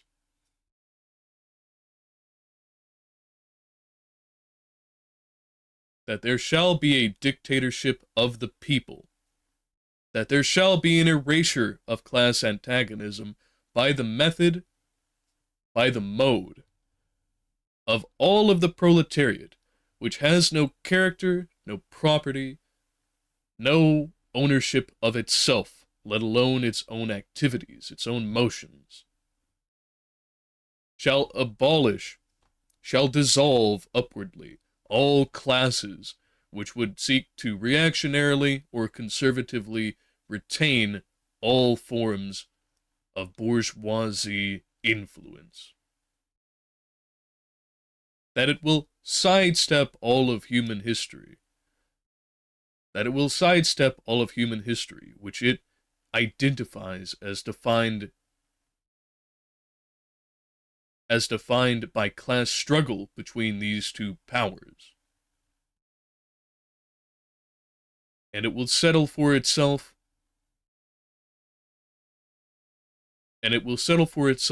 the right of every individual to every individual's labors. And it will settle for itself the right of every individual to their individual labors. And those individual labors will be for the betterment of all of the proletariat.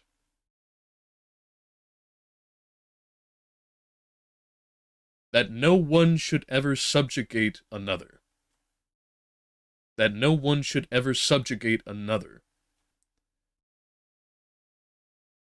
rather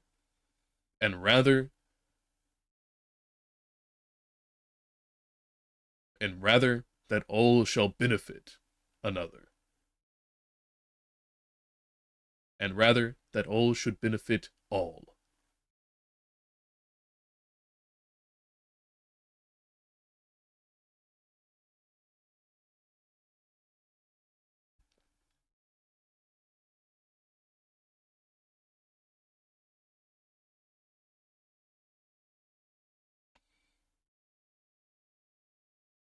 My response to the second part of the Communist Manifesto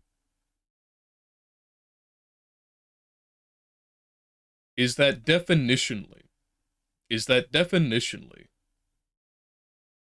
what this is, just as all forms of centralization, and within its own framework, which I believe correctly identifies this as special, which I believe which I believe identifies this correctly,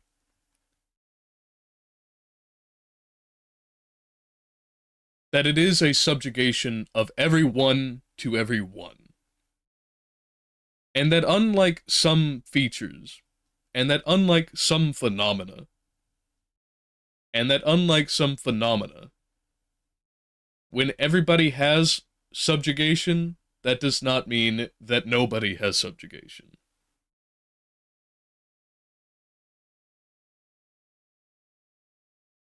That the features which they characterize as that they that the features which they characterize that the aspects which they characterize as explicitly bourgeoisie are not. They are simply they are not outgrowths of an exploit. They are not outgrowths. They are not all outgrowths of an exploiter-exploited relation.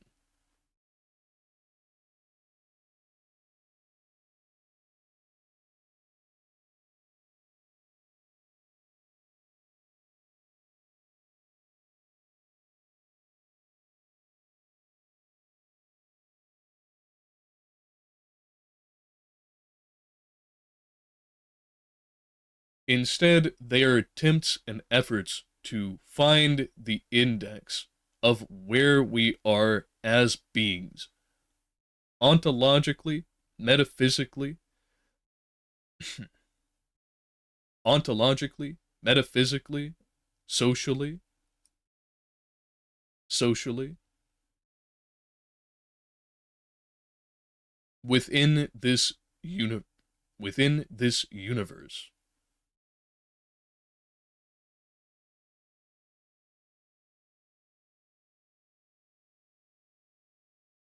That familial bonds do, have, and will persist in continuing regardless of any communistic ideations, on more than simple money.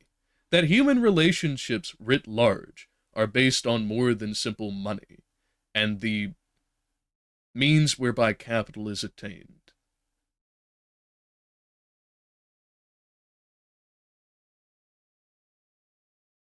That those who base their relations, that those who found themselves entirely upon such relations, without regard for any reason, any care for things beyond, exist as a minute portion of society, some of which are within what they would classify the bourgeoisie,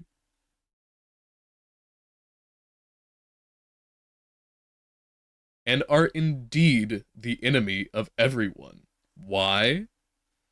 And indeed are the enemy of everyone. And are indeed the enemy of everyone, with cares that extend beyond. For while everyone not subscribing to this For everyone not subscribing to a communistic framework does care about the does care for everyone for everyone for everyone who is alive, including those who would subscribe to a communistic framework, do have to consider the economic implications, and by that I mean management of all resources.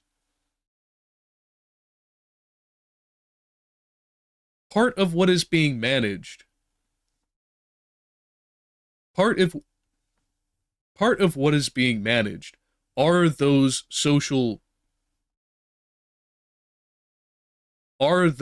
labels, those social relations, those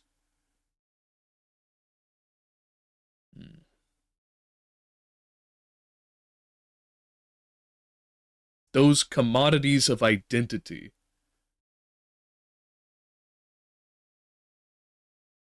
which have nothing to do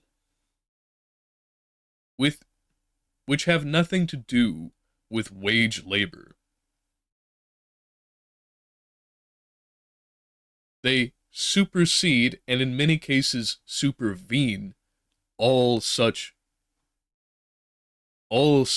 mean all such forms of exploitation. Why? Because contrary to the statements, because contrary to the axiom that one's material conditions are the only effector of one's consciousness, one's consciousness if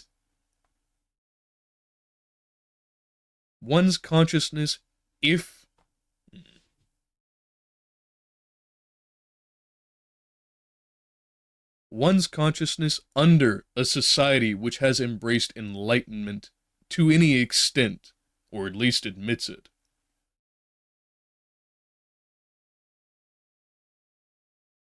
is one where all of those identifiers, the instincts that they supervene upon, and the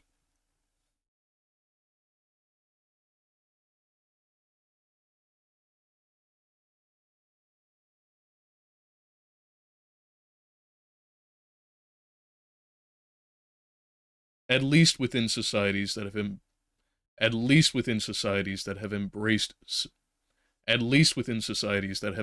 enlightenment values or admit them minimally.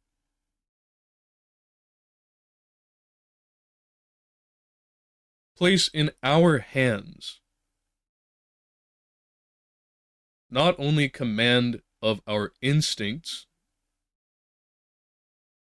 not only our instincts, but our intuitions and our intellects that supervene upon all of these. That the intellect does exist independently of material conditions. That the intellect does exist independently. That the intellect does exist independently from one's material conditions. And while I don't agree with religious messaging, and while I have never agreed with the religious message, and while I don't agree with the religious messaging that surrounds that, that is what they have pointed to since their inception, all the way back when, in the proto-religions of shamanism or animism.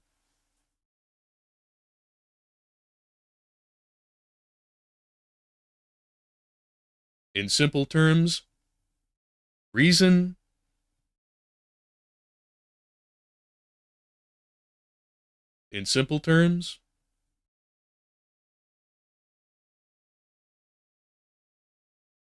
reason supersedes whatever situation that you're in.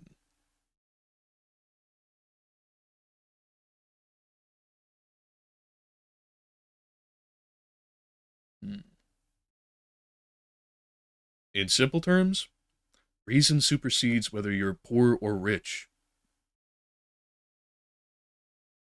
Just look at the foolish rich and the brilliant poor.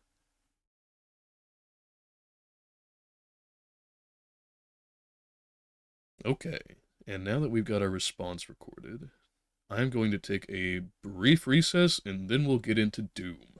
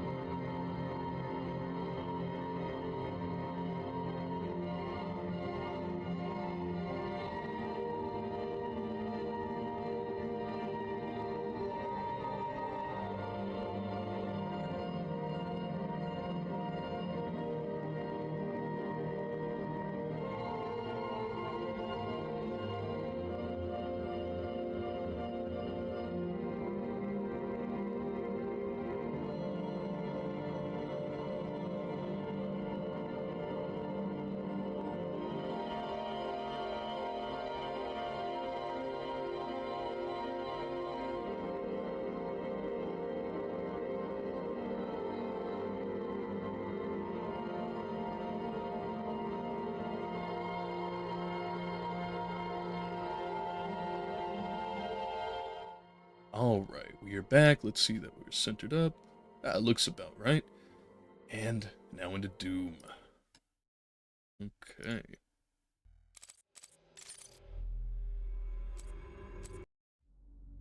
And we will pick up from, I believe this should be the 5th level. Oh, I surely did stop that urgent energy production.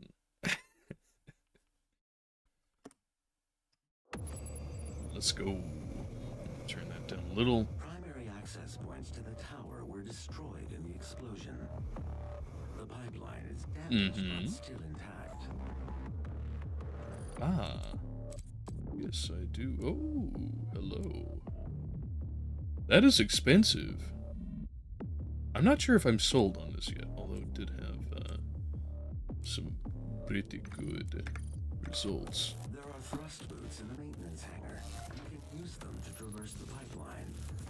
Thrust boots, you say? I didn't know I needed special footwear for that. Okay.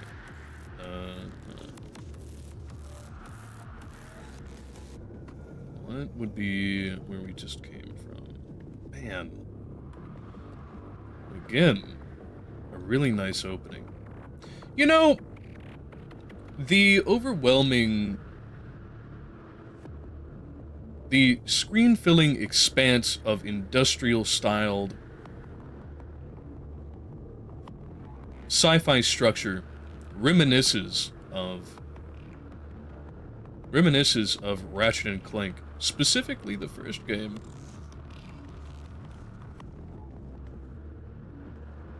While I'm not precisely sure what kinds of inspirations that the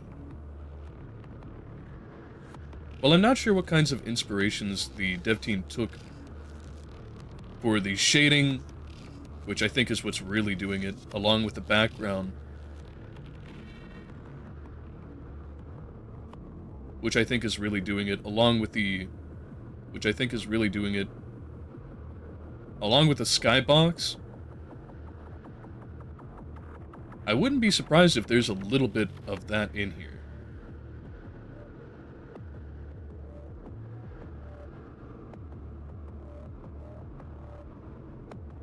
And no matter whether that's the case,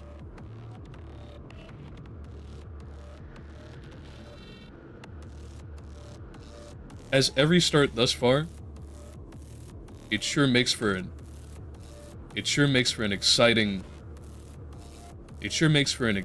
game. It sure makes for an enticing place to go and explore.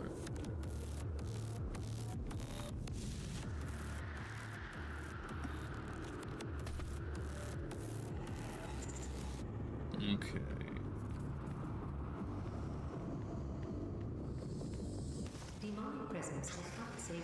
You don't say.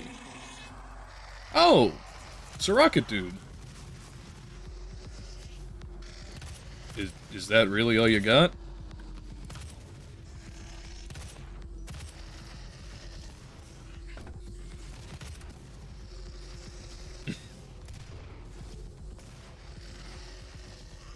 Are you aiming for me, buddy? Is that supposed to have my name on it? Are you angry? Are you upset? Did I hurt your fifis? Well, that's tough, lad. Well, I'll go over here now. Oh, okay. You decided that you had enough.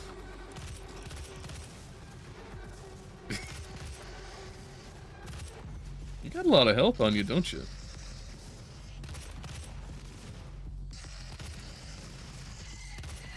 You know, since you're so mobile, I might decide to go duck hunting.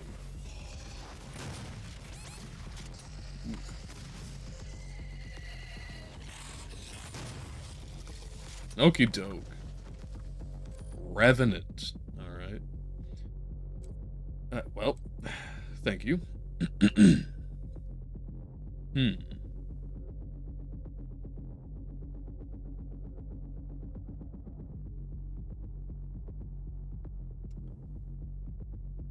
Cybernetic augmentation and repeated Lazarus wave exposure. Huh.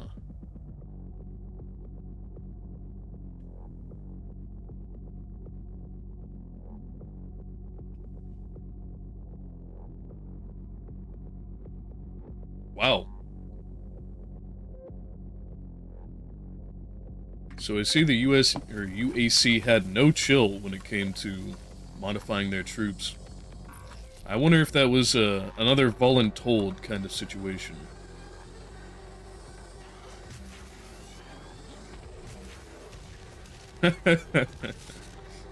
Nice attempt. Good effort. Alright. Let's take you out. And then you are literally less than a problem.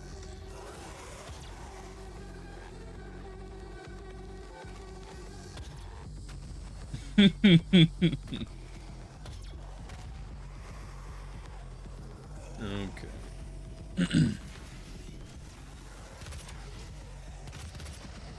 Alright. Let's do something a little bit more direct. How about that?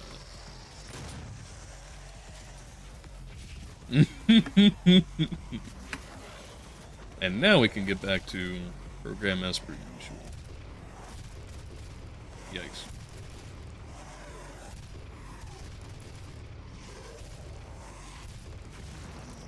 Wow, that really didn't take care of him. Surprise, surprise. I'd say so.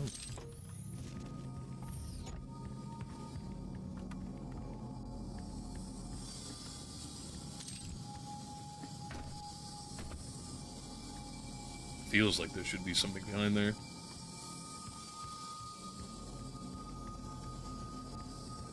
I feel like I'm... Completed in 2127, based off a prototype developed by Samuel Hayden's research team. The Argent Tower, also known as the Argent Inductor, is the UAC's crowning achievement. No, thanks for that, I suppose.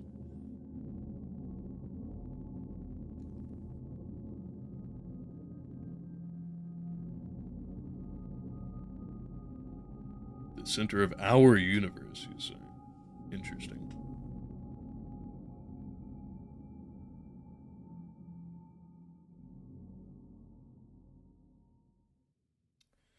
Well, congrats on making a very interesting temple of sorts.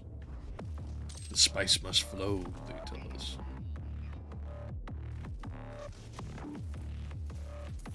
Argent energy. Give yourself to the cause. Yeah.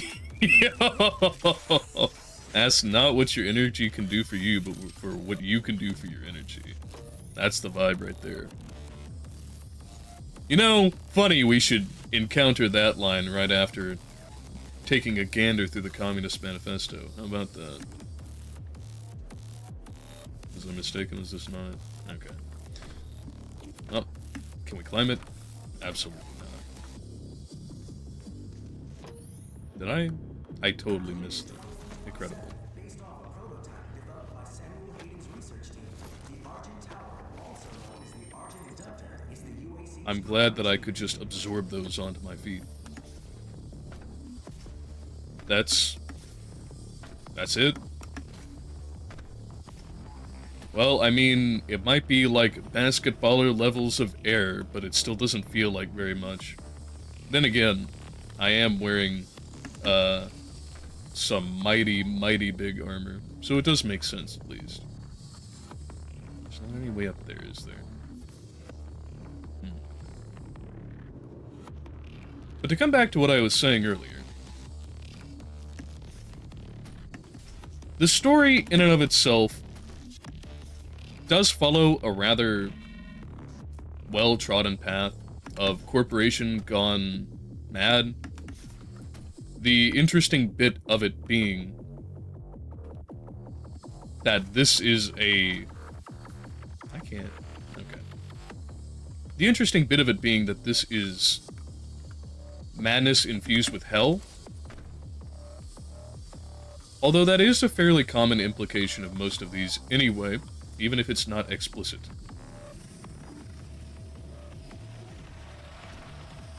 So while there is some originality to be had, You really have to look for it. And within that originality,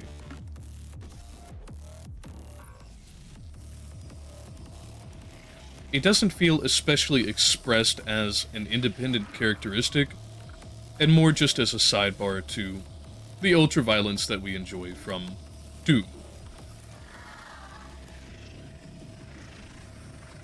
Oh, hell yeah. Easy.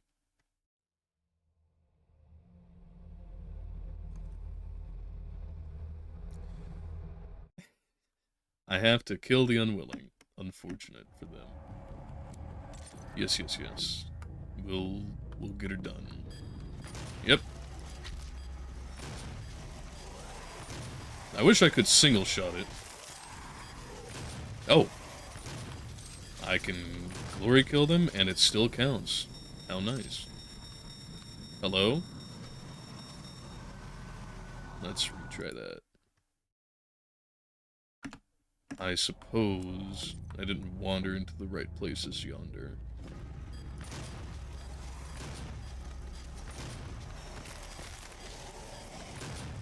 Oh, it penetrates.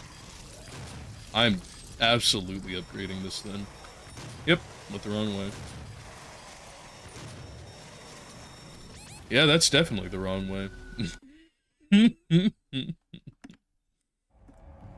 Yes, yes, yes, let's start.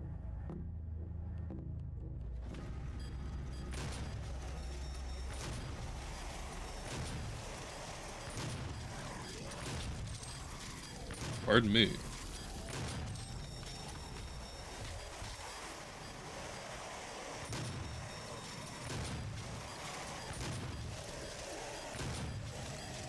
Man, this thing does rock. I'm looking forward to trying this out. Hello? Shit. Ah, well. We'll get it in time. This is what I get for not having a ton of familiarity with it.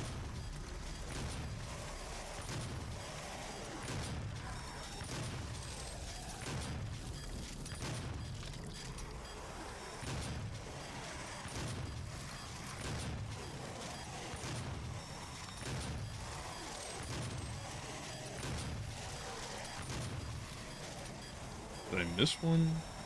I hope not.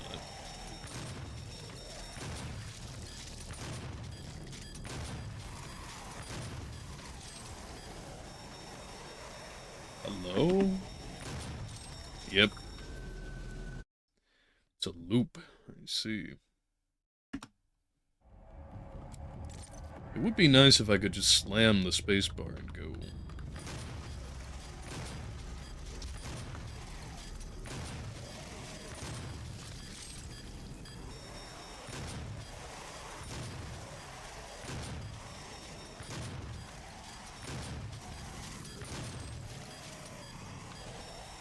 Ah, I did miss one.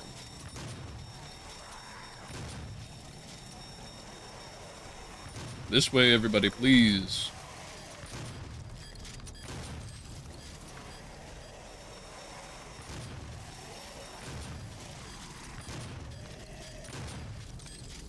Where's the rest? Hello? Yes, please? Please? Shit. Yeah.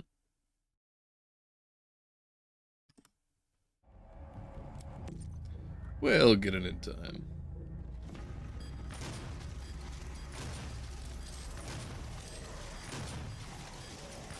The challenge from this, really, is coming from the fact of a lack of familiarity with the level design. Which I would not say necessarily makes it a very pleasing or genuine challenge.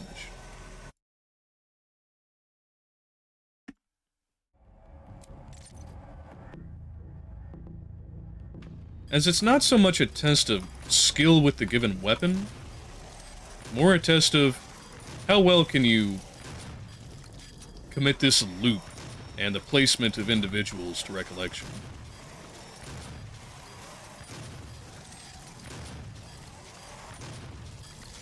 Which, in such a case, what's the point?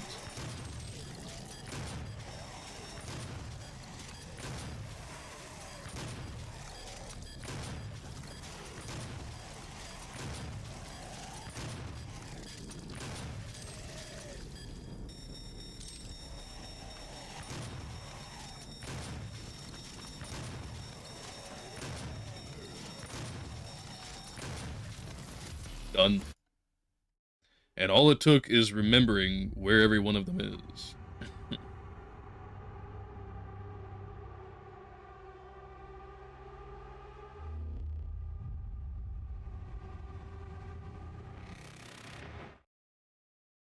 Could be done better. It is entertaining, but not very challenging. Not in the sense that I would think that they're trying to embody.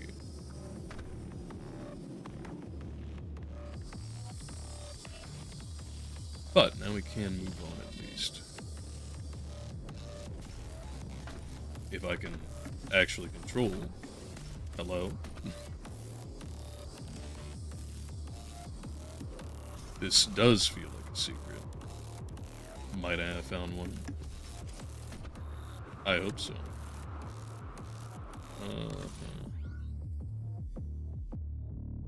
Ah! I guess not. Surprising. This feels like the perfect area for a secret. But I guess it could just be a way to get up, alternatively.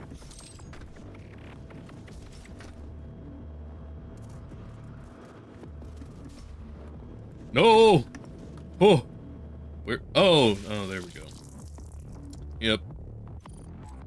From the checkpoint, please.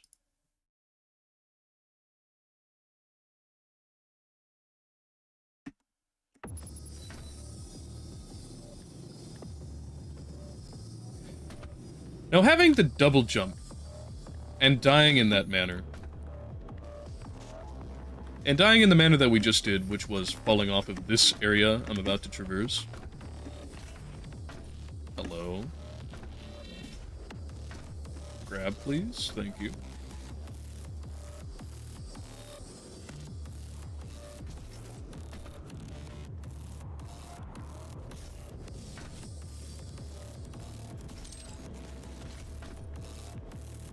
Eliminates something crucial that I think goes overlooked frequently within level design. Hello? What's that? Is the glowing bar gamer sense or what? Oh. Ah, interesting. Is that a lot of the difficulty really only comes... Is that a lot of the difficulty in platforming only really comes in... Is that a lot of the difficulty in platforming really only sources...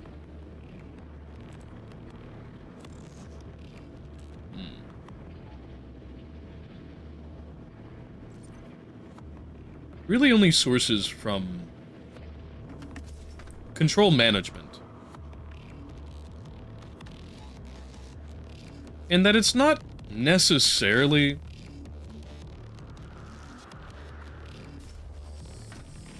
that an environment is complex.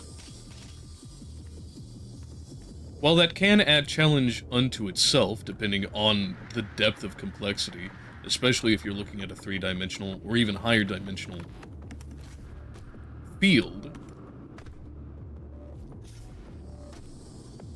environ,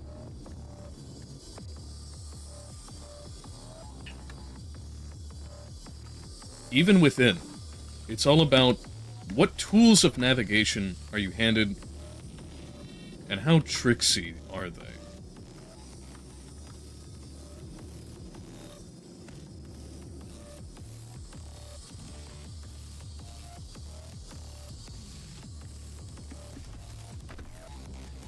Can your degree of human command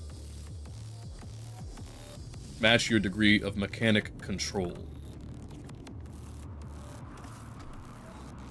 Match your degree of mechanic control necessary for said environment.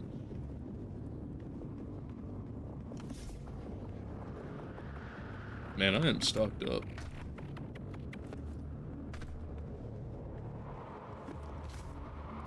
And just like I was thinking earlier, this is beautiful to navigate. This really does feel like we started from the bottom, and now we're here. Okay.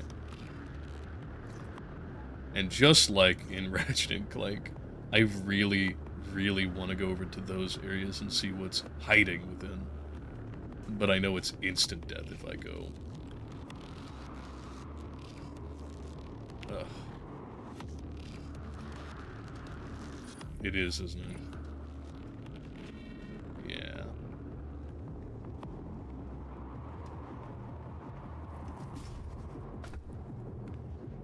But that's always been a thing with me. Any place that's... Hello? No. Any place that's supposed to be off limits, or otherwise unavailable to the player, because I know that the devs will have something there that's, because I know that the devs will have something there that I'm not meant to see, that, well, we'll find out if we can traverse it.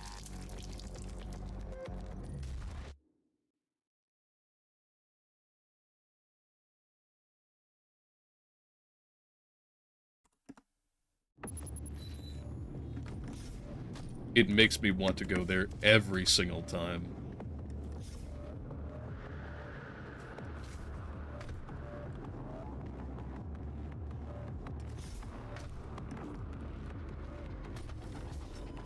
And I don't think that there is a better analog for that makes me feel that way than Fallout games. Just because there's so much.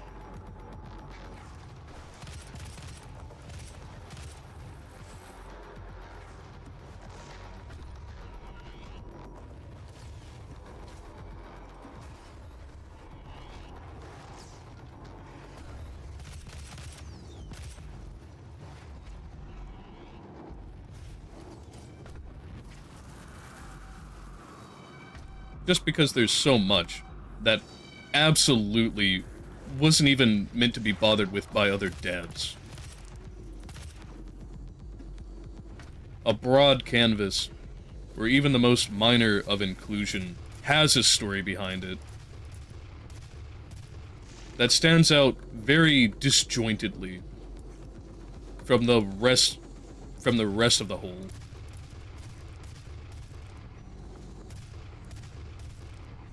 There we go. Can't believe I body shotted that other one to death. I was more aiming for, headshots predominantly, but... What is that in the bottom right? I don't know what that's measuring. I've forgotten by this point. Hello?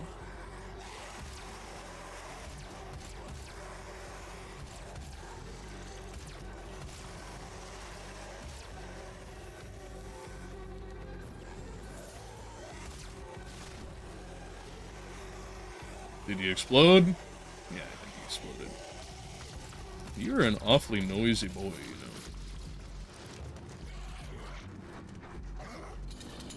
know. Alright. No. What is... Can't believe I've forgotten it. It's... No, not that. What is the... Ah, it's cute.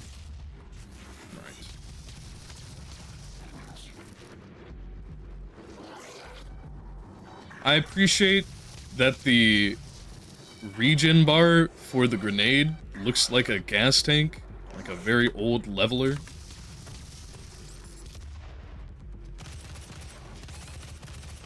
Yikes. Yeah, I was more distracted than I was actually paying any mind to that. These guys always get me down. Let's try once more. Hopefully not falling off of things and not getting distracted.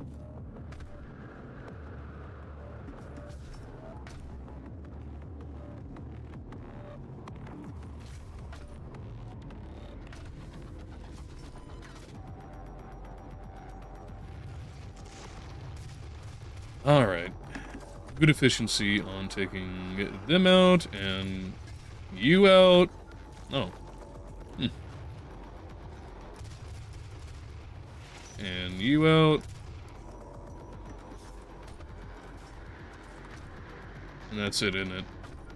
Yes. Nope. And you out. And peace on Earth. Never mind. Well, I guess this is Mars anyway. Peace on Mars.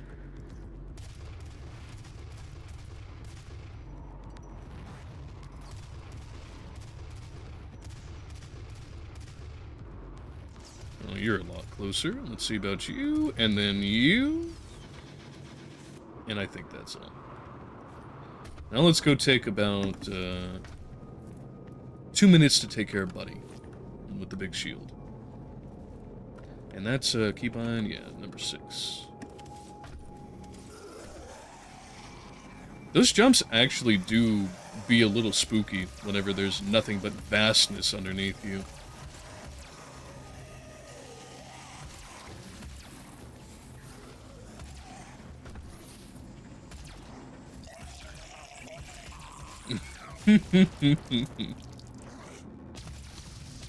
Let's charge and see what we can do with you.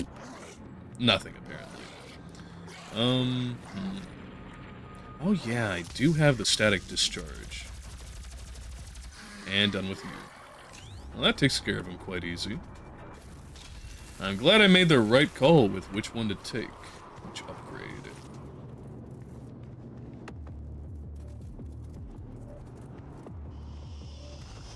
Hello? Oh! Yeah, no problem, boss. Wow, that really didn't do you in? Surprise, surprise. That will. Glad to know I can take care of them no problem now. Although it is rather anticlimactic, admittedly. Hello? Hey, don't worry, buddy. I got something for you, and something for you. And, I even have... Hang on, wait a minute. Santa's coming around. And there you go.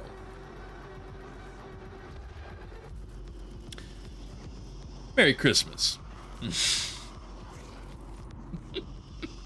Totally fucking whipped it. Yep. And there's you down. Oh. Hello. Another little buddy to traumatize for the rest of your robotic existence. Jagged shrapnel. As opposed to smooth shrapnel. Yeah, why not? Still abusing little buddy. No. I think I'll go back to the,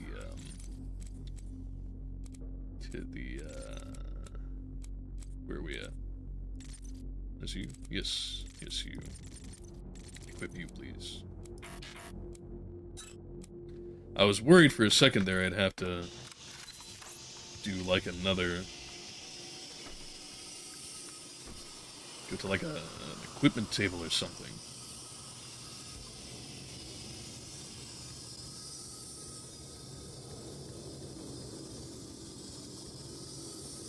Ah, the labors of my effort are not in vain. More armor. A happy, handy, happy thing. This would be the perfect place to have some demons, so that I could jump down on them. But I foresee none.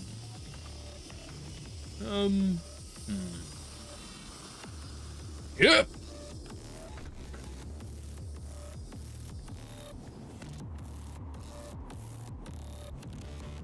I do wonder, is there anything over here?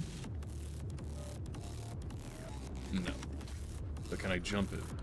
That's the question. And no, it doesn't look like it.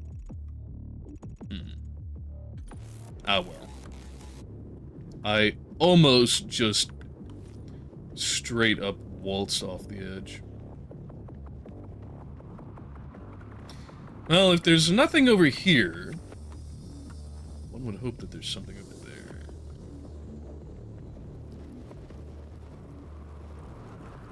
Well, that is a daring jump if ever I've seen one. One I'm not envious to try and take. I think I'll examine what's down here first, because I absolutely have not. I hope it's not just big, empty pipes to traverse, which is kind of what it's looking like. Yeah.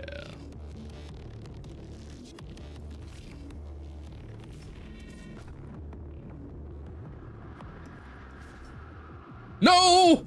Why? Oh, shit. Shit. Oh, well.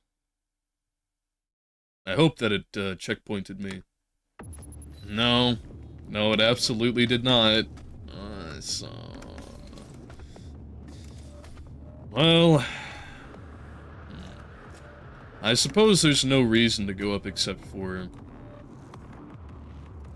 to get across.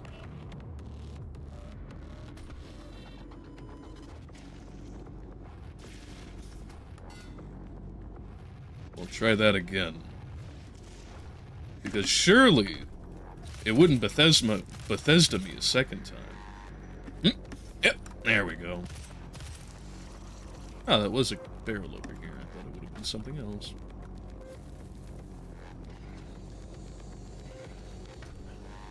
I'm gonna be pretty salty if for all of my effort it was in fact a total waste.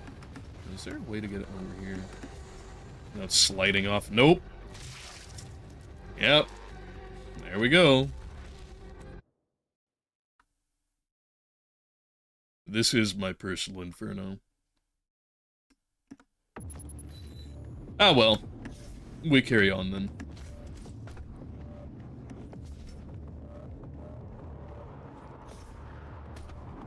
You know, I've just thought about something. Throughout the entire experience of the game thus far, I have not been forced to enter into many arenas like this, where it's a interstitial point that I couldn't just go past. I wonder if I can just run past all of the various demons and ghouls. We'll find out.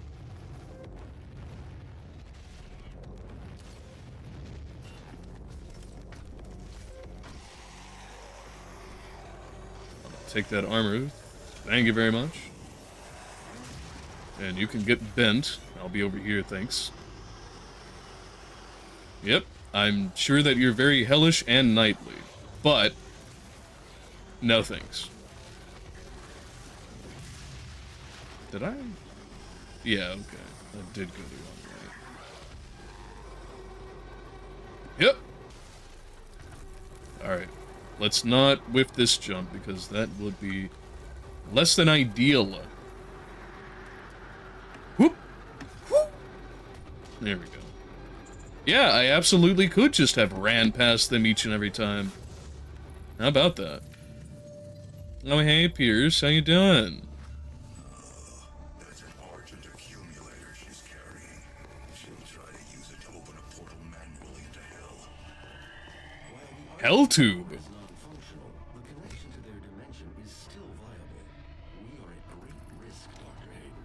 That's no problem. I'll take care of it.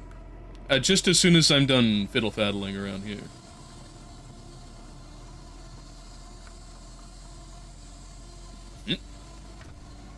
No secrets? Man, another great opportunity squandered. Alright, let's do our bit. I'm here to do my duty. But I already have the super shotgun. And welcome to the UAC, home of the patented Argent Energy Filtration System developed by Dr. Olivia Pierce. We are the only corporation with this technology, able to convert pure hell energy into clean, controllable Argent energy.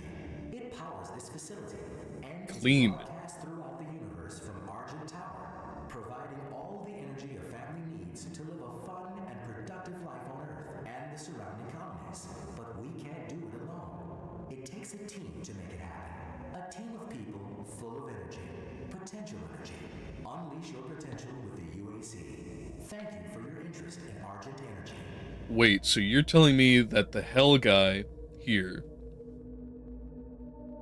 the Slayer, is going to do the equivalent of a Horus heresy and absolutely discombobulate the entire human experiment out in space by having gotten rid of the tower? Spicy. Pretty base, TBH. Okay, now let's see here.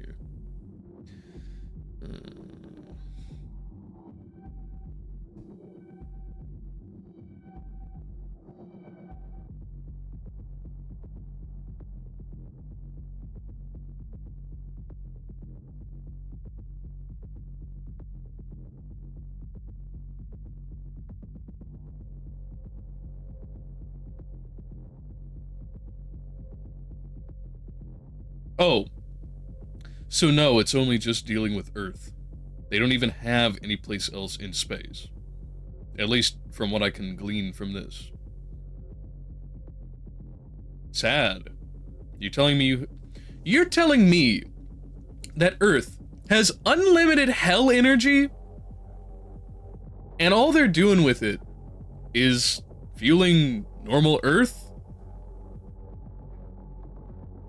Like, as much as I'm not a fan of the dude, where are the Elon Musks of the Doom lore? Come on now. We can do better than that.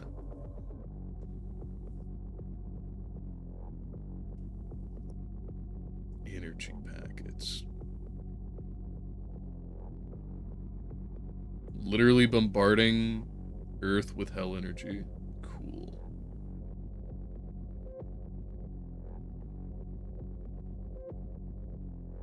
Well, where else would the design come from? Oh, what up? Hang on. Okay, yeah, nothing in here. Yeah. I know that you're very, very, very angry that I disturbed your meal, but this is not a gourmet. And you ain't no gastro.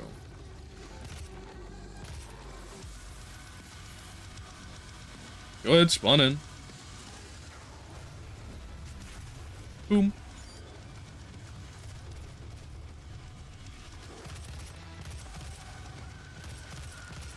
Hang on, wait a minute. I got you. Boop.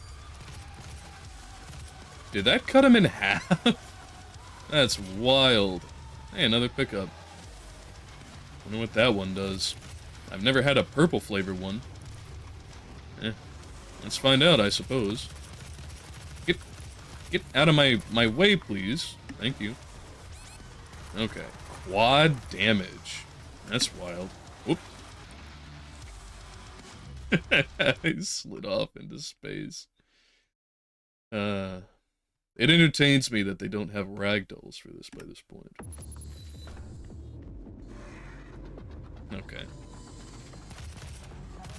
Let's focus less on our nice little purple ball. And carry on with the regular routine. Explode, please. Thank you.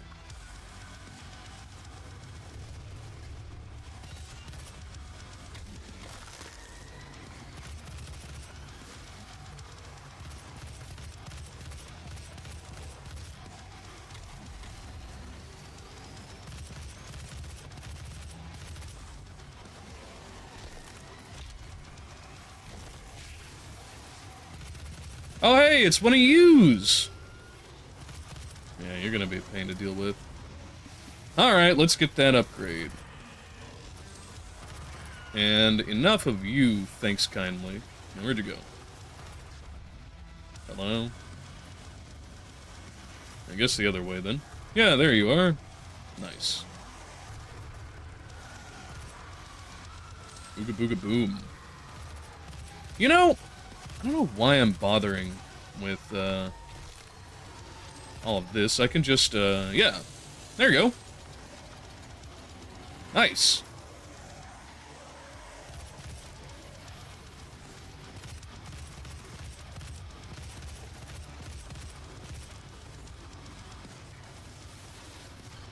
Oh, it's another one. Don't worry, I got you. Hello? No. Once more, not who I was going for, but, I do have a stunner that should, take care of you in addition to that. Yeah. What happened to my stun? Stun?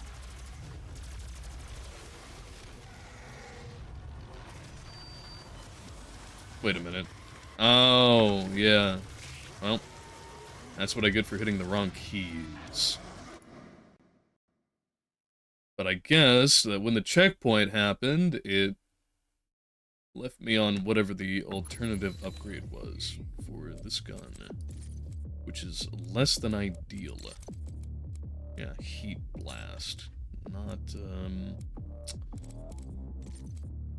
big on that.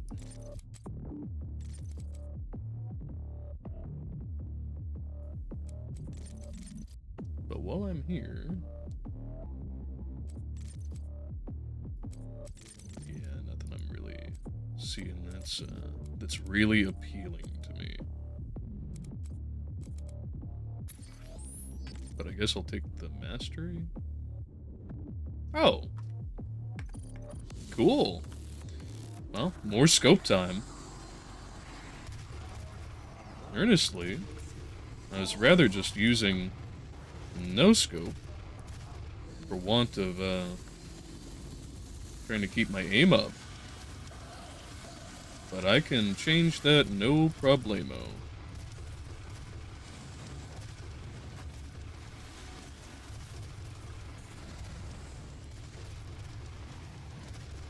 Hold still, would you?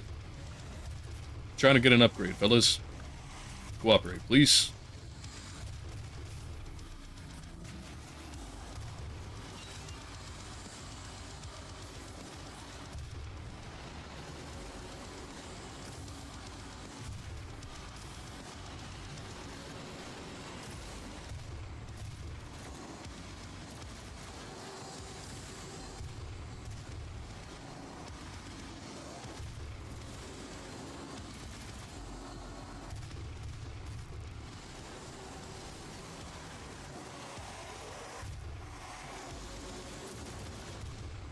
Oh yeah, I forgot it penetrated.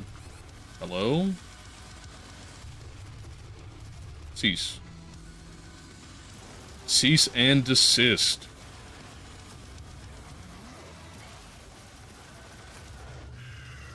Yeah, that ain't good.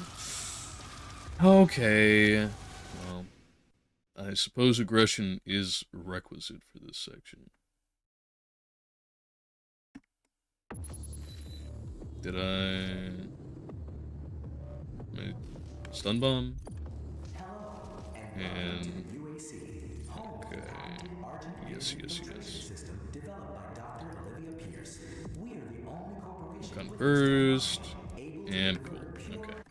So it is keeping them. Very nice. Alright. I will at least take care of you... lot, because there's no... sorcerers yet.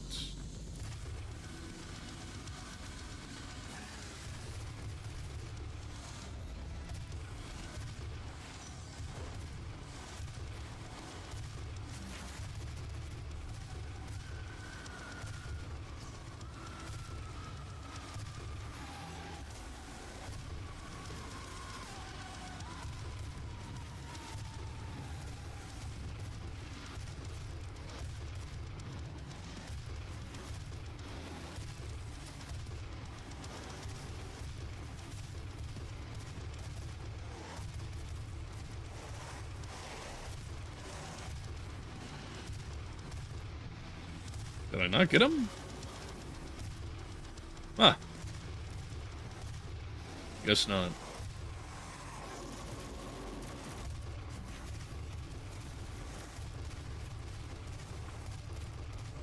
I'm glad at least that on masteries, you do retain your progress.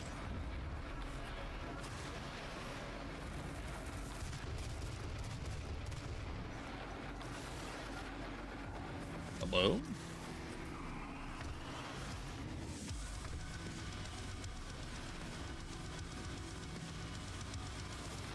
You good? You just gonna keep flinging that at me? Yeah, I suppose so. Ouch. Unkind.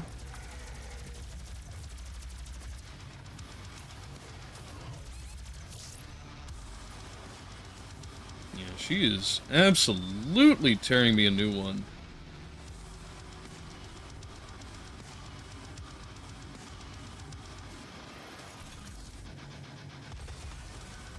That should take care of her, though.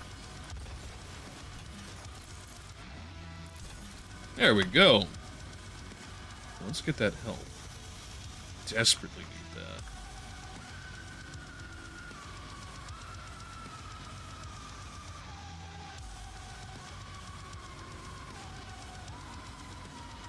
I like the kinds of tones we're getting here that are so often associated with, like, ooh, alien, ooh, kind of noise. That actually fits surprisingly well.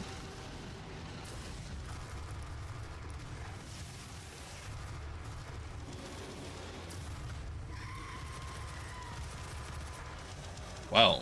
Now that's quad damage right there. That's what good work looks like.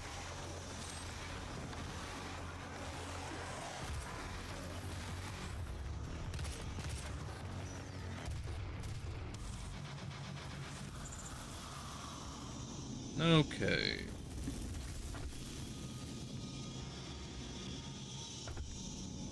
Well, now that I have spent some time on that, moving on.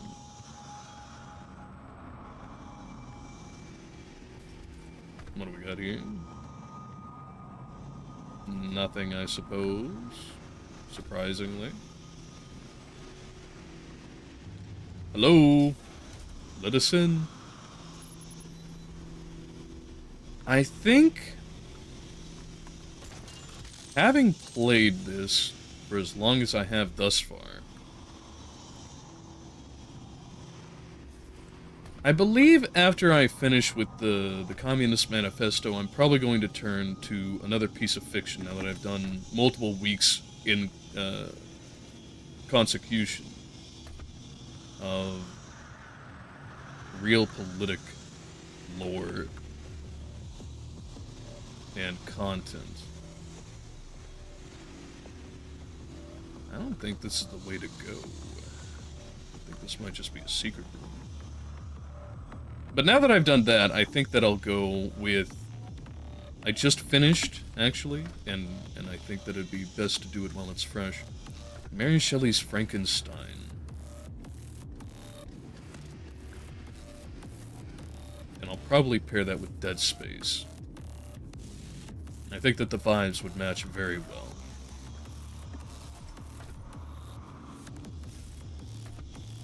Am I just missing where I'm supposed to go? I guess that is the right way to head, huh?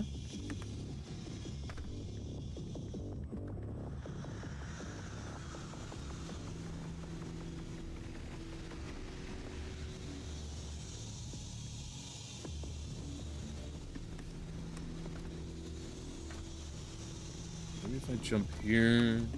Here? No? Seems like there's something blocking my path.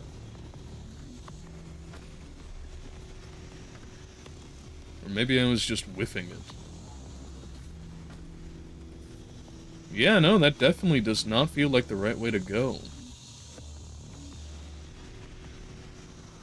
Alright, well, back out into the cold.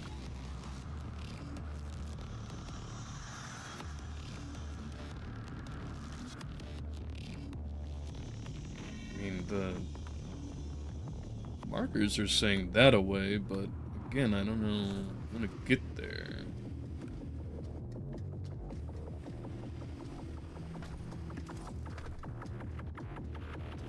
Completed in 2127, based off a prototype developed by Samuel Hayden's research team.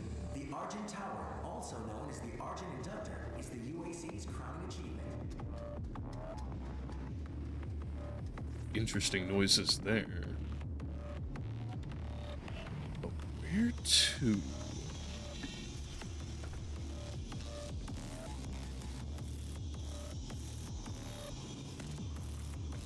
My gut tells me to go up, but there's nowhere to go up to.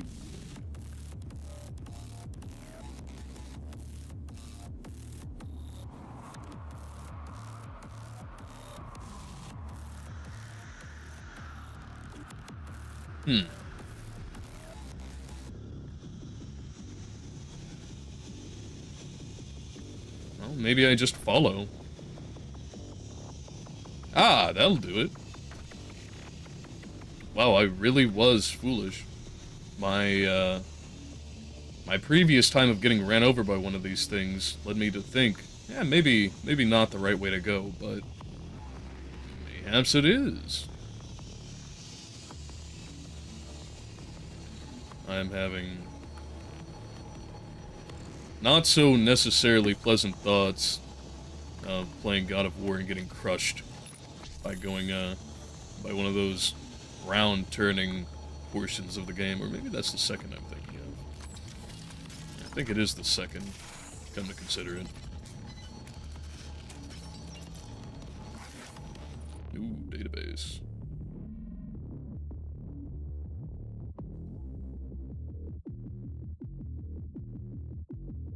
Neutron activation, huh?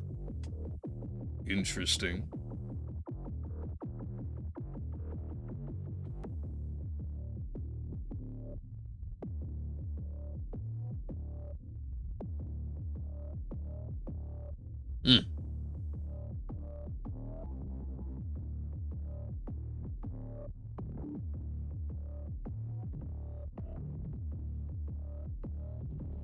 So it's literally condensed hellfire. That's quite something.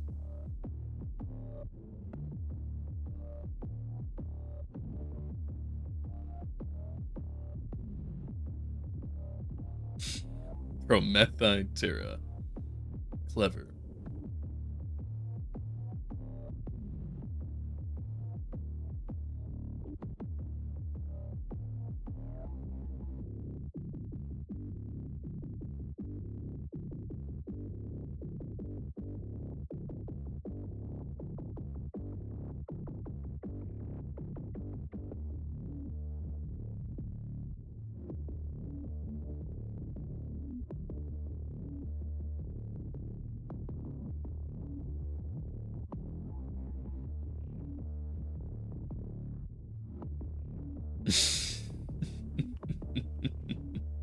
Spiritual energy field theory.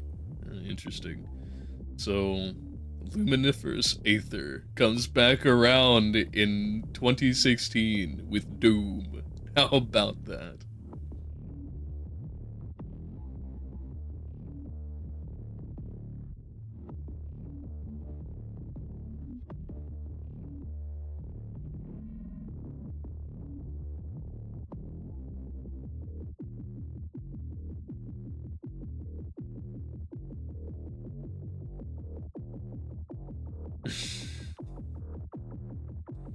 The Global Science Council went, hey, how'd that work? And they went, no.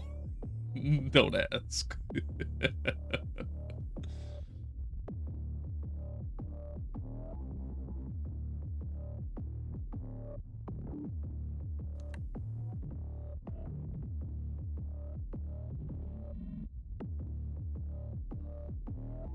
Can't believe they depleted plutonium and uranium simultaneously.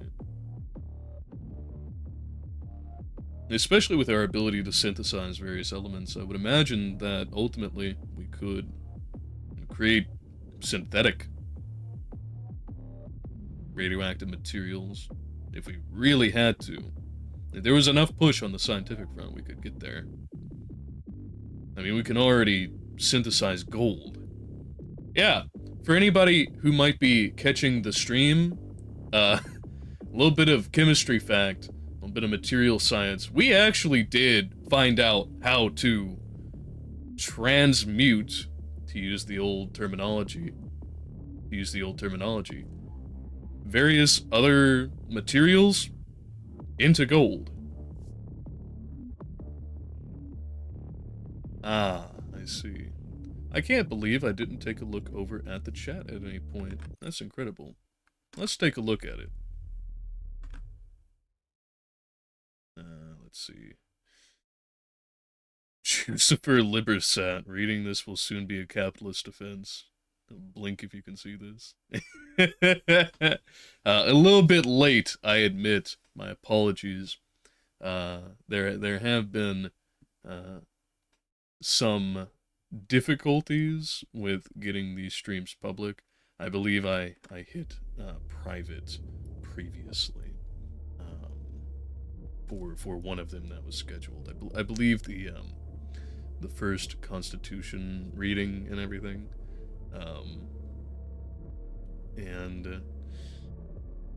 Yes, I am out of practice, unfortunately. And completely nobody, a good fellow of ours, even in the Edifactory, says, "What ho! I just got home from work and find a chum streaming. Good fortune, indeed. Good fortune indeed, and happy to participate in it. The Doom has come a long way from the version I used to play. I wonder if they still have the giant brain demon with the mecha spider legs and Gatling gun. Yeah, I don't know if it's in this particular Doom, but yes, I know at least in one of them, whether it's the one that we're playing here or the sequel, they definitely do. I've never played any Dead Space games. Are there Promethean themes in that game? I thought it was essentially Evil Dead in space. My understanding of the Dead Space series, while I'm not an expert on it, as I've never played the game, I have played one of the games in the series back on the Wii, the on-rail shooter, which was a ton of fun. It indeed has some Promethean themes, in that there is a ginormous monolith that seems to have features very much like the monolith of the film world that I believe it's referencing, although I haven't seen that one either. And it drives people to genuine insanity, to the point where they are hallucinating all manner of things and physically transforming. The idea, I think, being that it is... I think that it may be leaning into the notion of radioactivity, or maybe forced evolution, a la, like, Fallout, some of the earlier ones anyway, Fallout 1 and 2. But I can't speak as to the exact nature of what it is yet, but we'll stay tuned for the future. And yes, that they went with argent or silver. I actually did comment on that in what I believe was the original the original stream whenever we first started playing Doom. Looked it up, and I'm surprised that they did go with silver as well, given that it is something that does have a medicinal or curative, anti-supernatural kind of bent to it, at least in the various theories and canons of lore from our own history.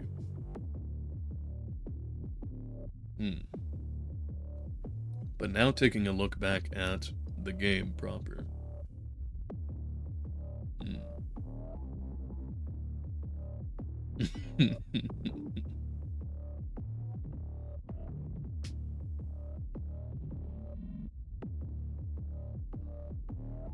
I believe that this entry into the lore is the single most narratively potent that we have encountered thus far. The others do provide a bit of establishment for... The others do provide a bit of establishment for the kind of story that they're trying to tell, the place that the factions have within it, and why exactly Doom Guy is doing the dooming bit. But this one gives us enough detail about the pragmatics, such that we know that the UAC is the provider of energy and therefore has Earth over a barrel, effectively. Such that they are the life support system of all humankind on the mother planet. That there is some kind of spiritual element that is directly correlative between the science of this game and the spirituality of Judeo-Abrahamic faiths. And that the UAC has genuine dominion over all of what is keeping over all of this science by way of being the pioneers on the spot.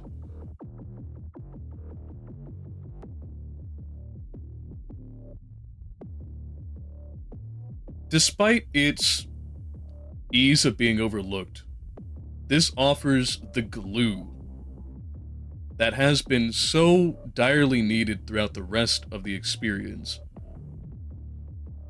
to explain why all of the demonic invasions are happening. Why all of the demonic invasions are happening. Why Pierce has gone her own way. And why we're even bothering.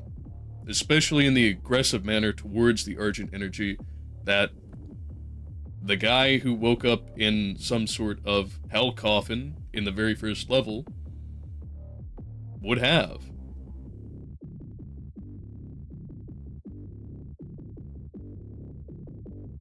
And looking back at the comments, nobody says Dead Space pairing with Mary's Frankenstein was what made me wonder about the themes of the game.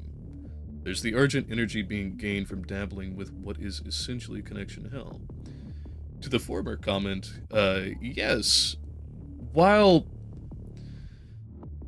I think that there is a Promethean element to be had from the review of Frankenstein, I think more than anything it's a story of the other.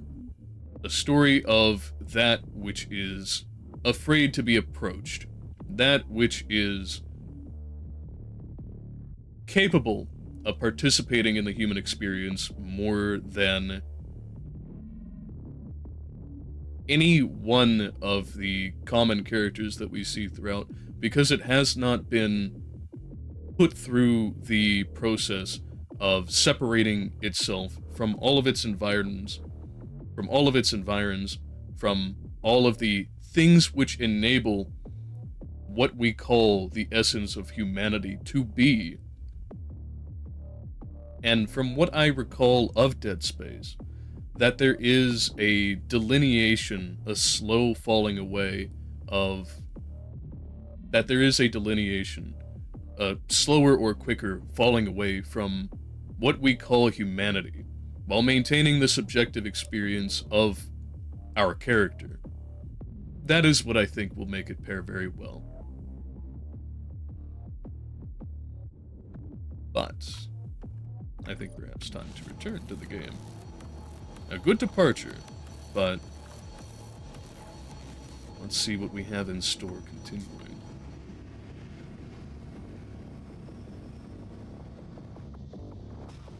Now that's definitely the way forward, but I would be very surprised if there's no secrets to be found. Will it actually let me get up here? I think it will.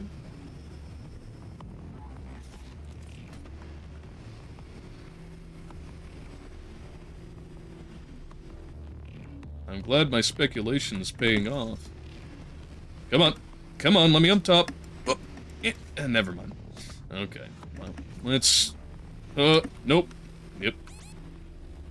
Well, I'm lucky that didn't kill me. very lucky. Hello?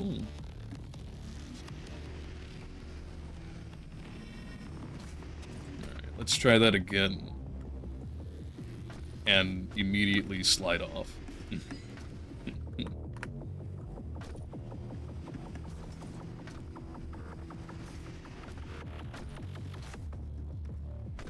It'll let me up here eventually.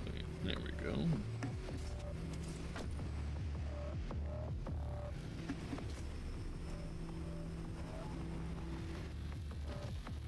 I literally just walked towards the wall.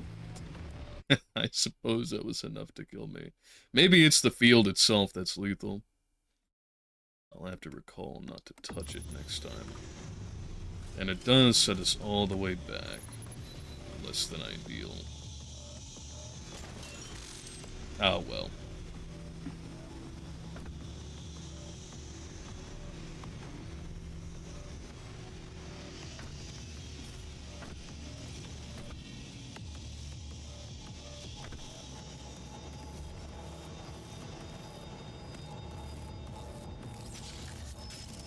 Health, please. Alright, back up to full. And let's not go that way. Let us instead go this way. Try and not perish again. By having some careful platforming.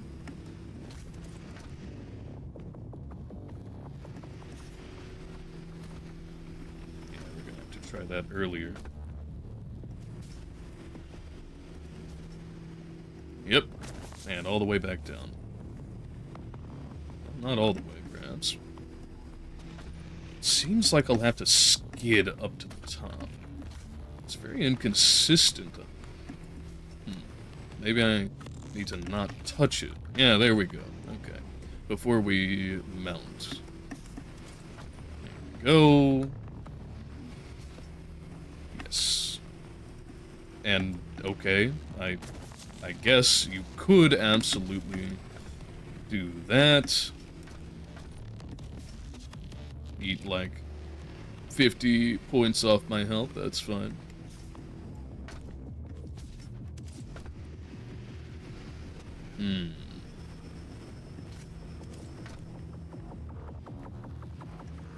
Yep.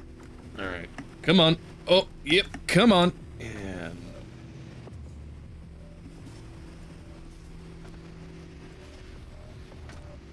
I think before I might have been getting mashed between the two.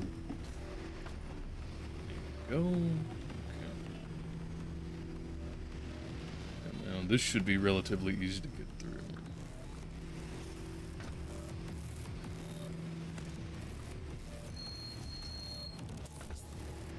There we are. And all of that for, what do we get? Orange guy.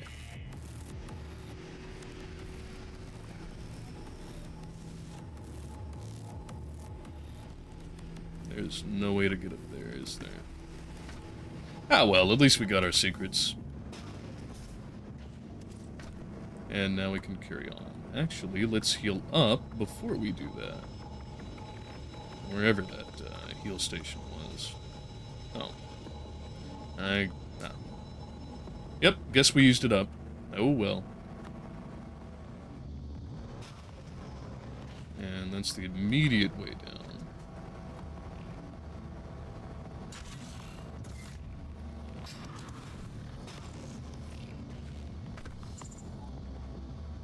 I really am not sure what that hatch would have been used for. Outside of course, game level design. Ayo, big boy. You big boy. Well, I think we can take care of this pretty easily. If I could find where the keybind is. Yep. You're gonna be a new type of enemy. Just regular arches. Wow, that did not lock on at all. Oh yeah, that's a new enemy type. Well.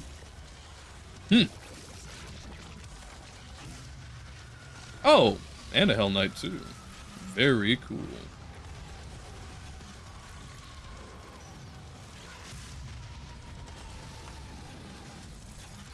Alright. Now we can get to... Yeah! Yeah, you really did introduce that enemy type fresh, hey?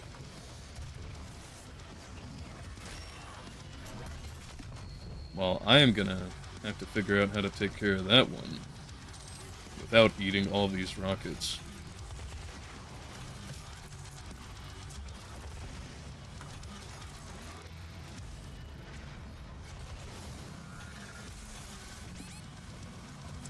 Yeah. I was hoping to jump past them, but that didn't quite work out. Yeah, the fact that they use buckle locks, as per what nobody said, is very, very, you know, old school. But I guess if it ain't broke, don't fix it. I guess that the alternative might be something like magnetic, but the kinds of concerns that come with that, especially if you have a passive,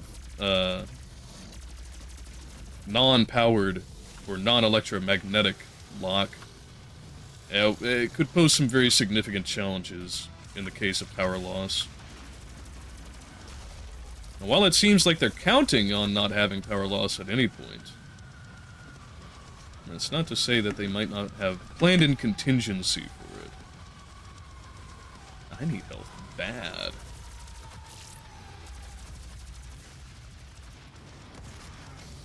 There we go.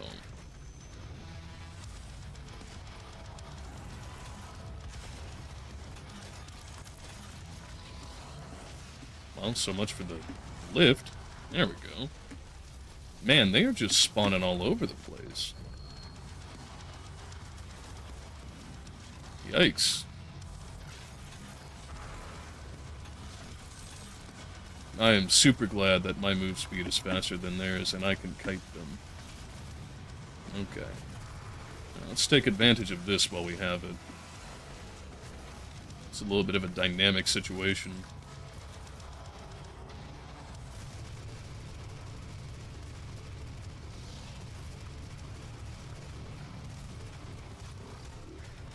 Oh, what up? Yep. That's not good. That's not good at all.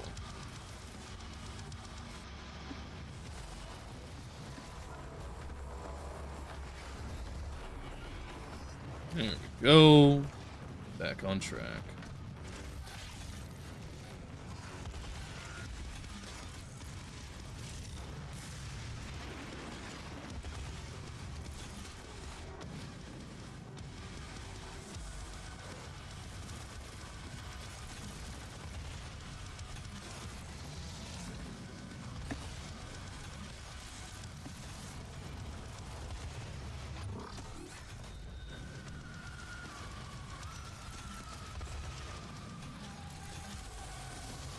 I thought that the last barrage would have taken him down, but I guess not.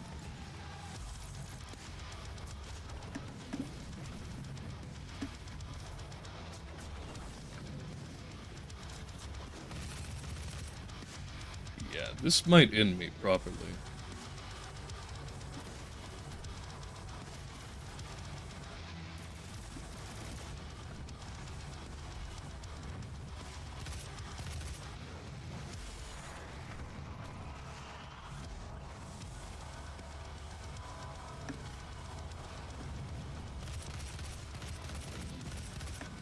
It's a very interesting blend here. Having a good number of long-ranged opponents taking at us, along with some very close closing ones. And very effective, especially with the introduction of the massive, massive tanks that are what I think I'll be affectionately dubbing Battletoads. Wow, that really did him in, huh?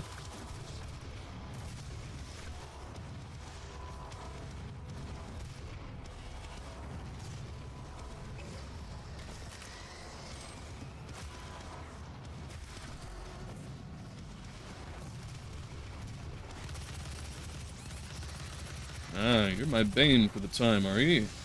Well, we'll see how long that lasts. Hey, and I got my vacuum upgrade. Very nice. Means I can suck the entire game through. Always happy for that.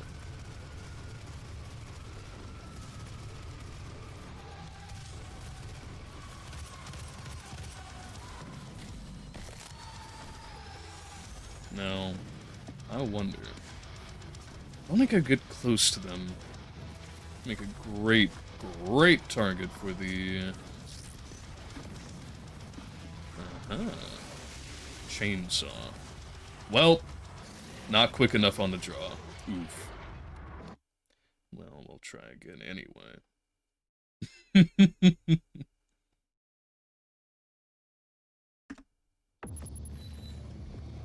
I'll get to those responses here shortly.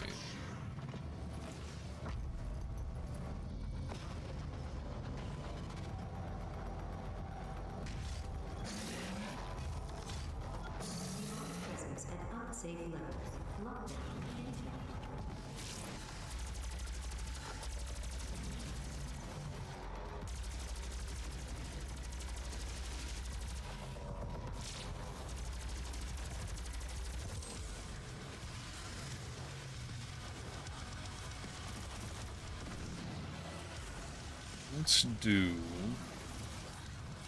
super shotgun. I'm feeling the vibe.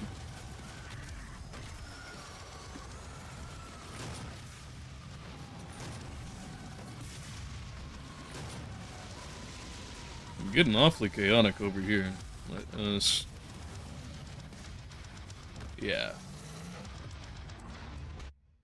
A little too late. We'll try that again.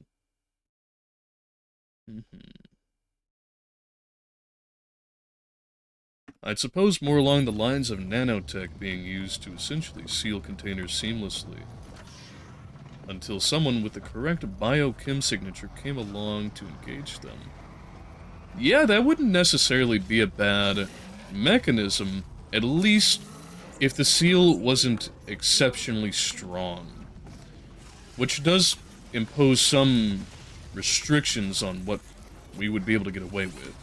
Now, I do understand that very recently we have come to develop some polypeptide chains that can self-heal, and that their only requirement is some amount of hydration. They are a phenomenal adhesive and naturally cohesive. So there's a lot of promise on that front.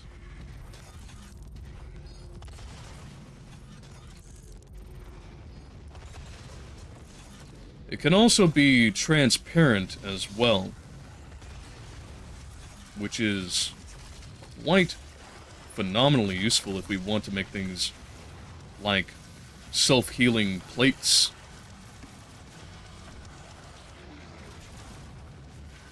I should say, what's the term I'm looking for? It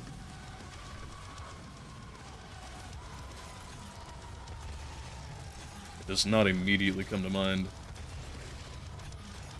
Well, that did him in.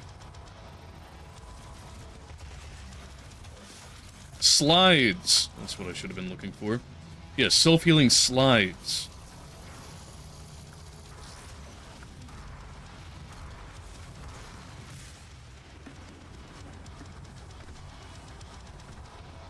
For various types of microscope and the like.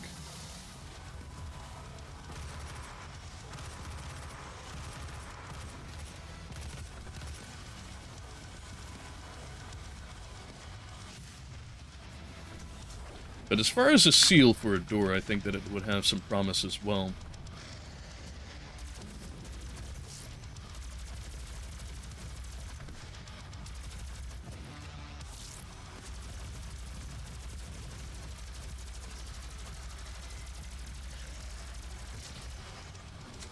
Yeah.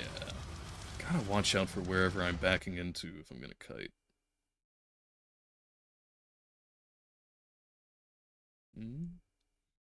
And too am I happy to see that the chainsaw got imported into this game where it's all about the tank. All about the tank from top to bottom. I'm actually gonna lock in for this one though.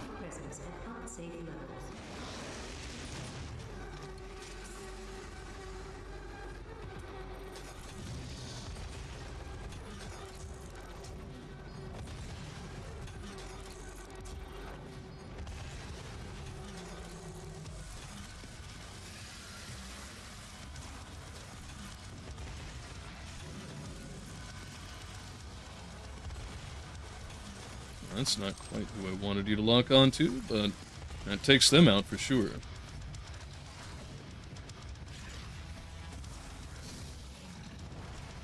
Exactly what I was hoping for.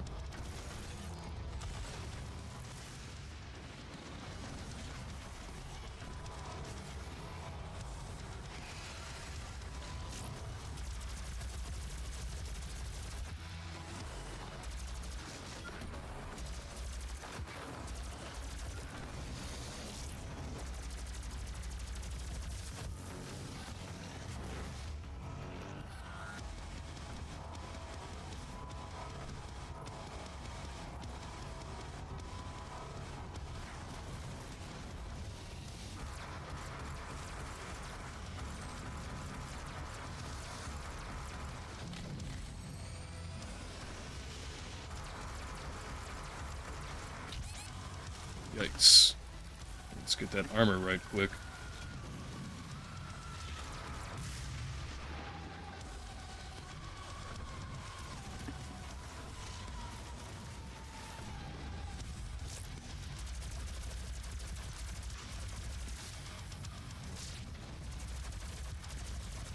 Alright, glory. Ah, man.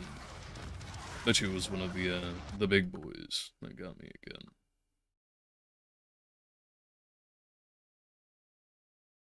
Gotta keep moving. I have admittedly been out of practice. I think over my following days I'll spend a good portion of at least one playing Battlefield 4. Old favorite.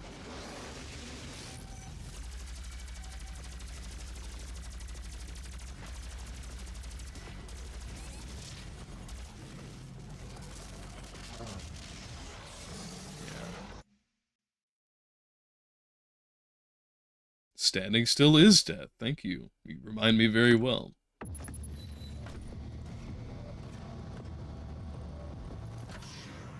Okay.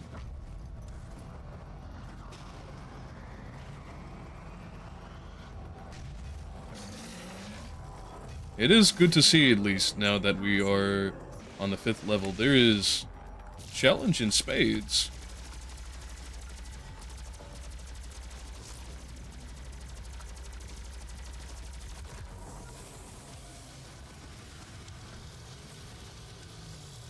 And where's that Hell Knight?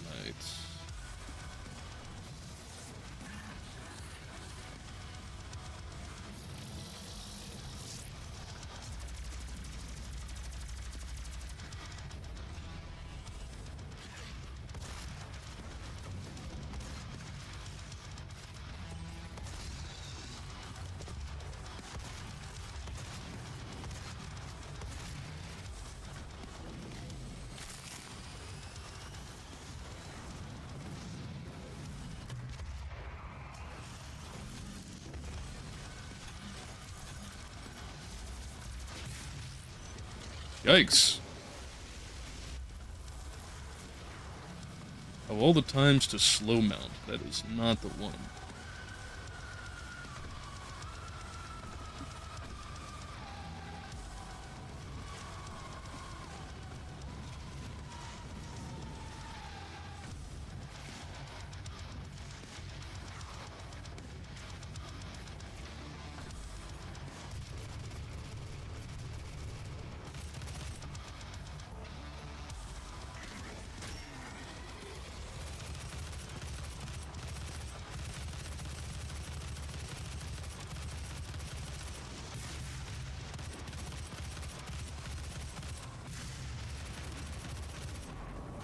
don't know why I'm bothering with you. I need more ammo anyway.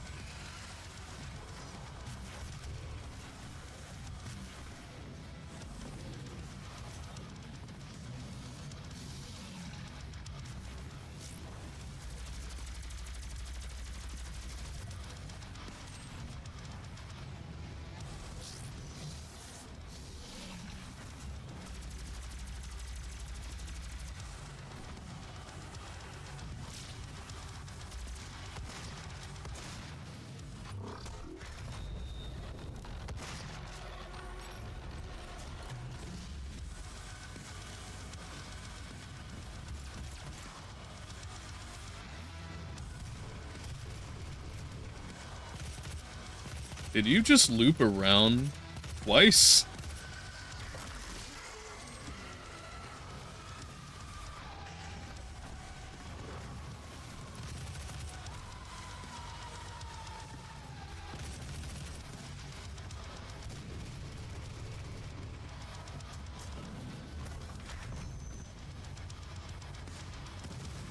Now let's take care of you. And thankfully I did not get killed for standing in one place for 2 seconds. Hello, where is everybody?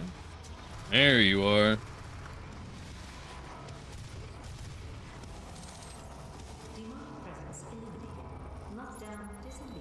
Well. Now that is a sufficient lock-in. Okay. And now that we've taken care of that. Let's see about some pickups, because I surely do need to refuel.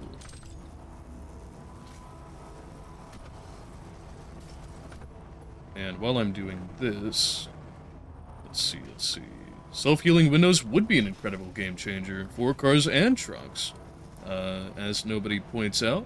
Yeah, not only self-healing auto glass, but also self-healing dining ware.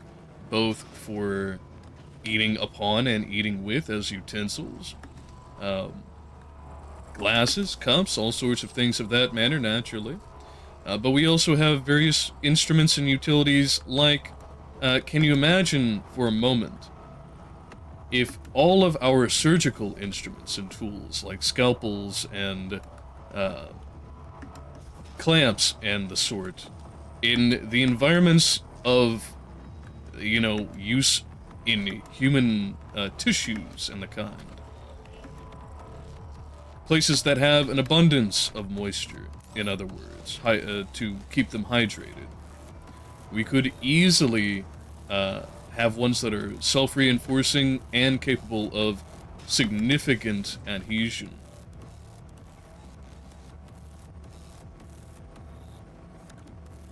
Even in the most severe conditions, there's always going to be a certain amount of... The accumulator's energy signature indicates that it is nearing the top of this argent facility. moisture content.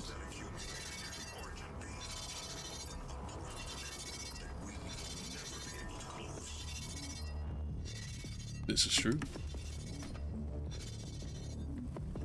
They'll all have a moisture content, at least some. The implications for biomedicine, insofar as implants, as well as general utilities and instrumentation, is extraordinary.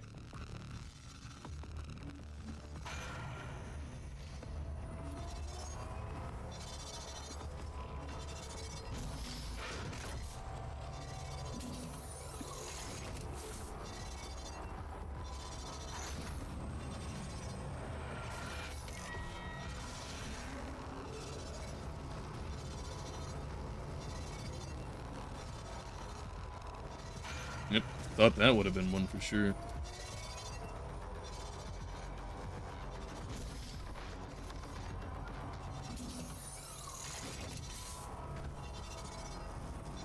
That's what we were looking for. And while I'm waiting for that...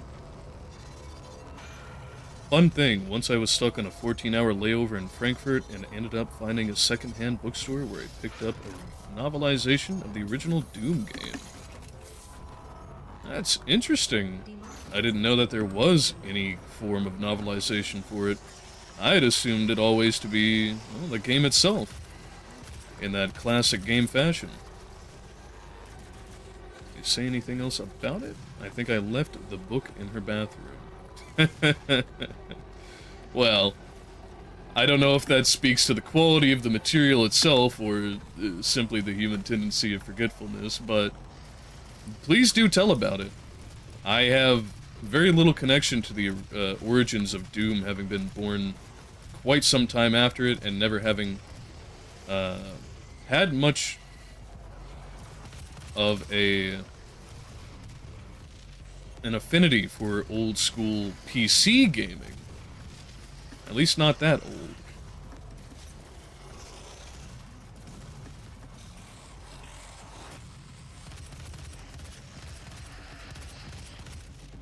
And in the face of the kinds of systems that we're used to these days, I think that I've gotten too accustomed to a certain quality of life. Oh shit. To genuinely get into it in the way that I think it deserves for its place in the history of gaming.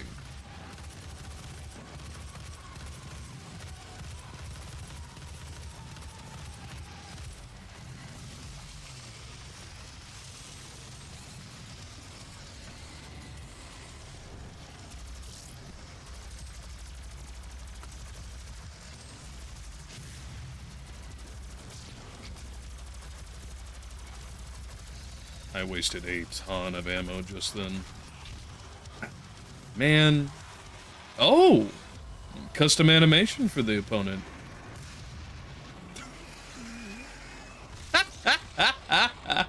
For all that I gave the appreciation of glory kills letting you pummel the opponent with their own limbs, there's finally some recompense. I'm glad to see that the developers for the animations had a good idea going whenever they came up with that. Not just one-sided.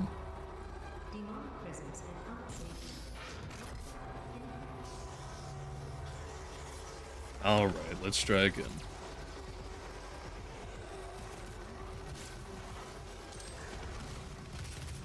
Bad habit of hitting the 3. I need to hit the 4. I wish that I could change the assignments.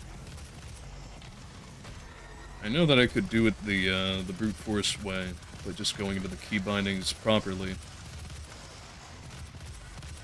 I'll hold still for like 3 seconds. Well, a few more than 3 seconds, perhaps.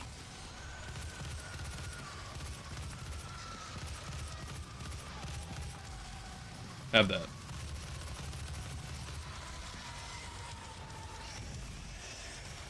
And that's the revengeance that I was looking for. Alright.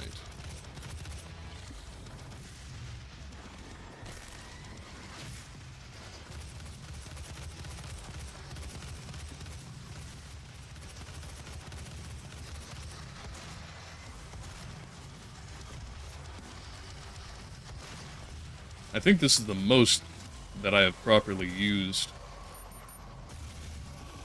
a shotgun so far.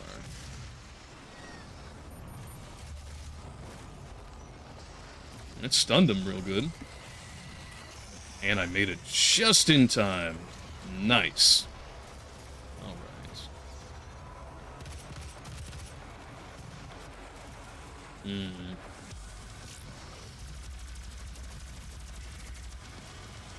And the most that I've used the plasma gun. I would have just about no utility for it, but the backup to the backup, I had to go with it. Or if it didn't have that stun burst. I'm telling you. Brutal.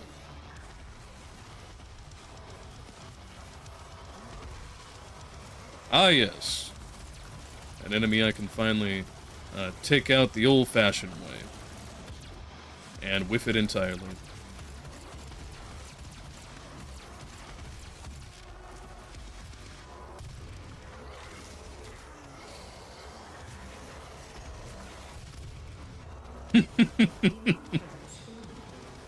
I'm swiftly approaching that Devastator round. I'm very excited for being able to have that on my side. I think it'll level the playing field again.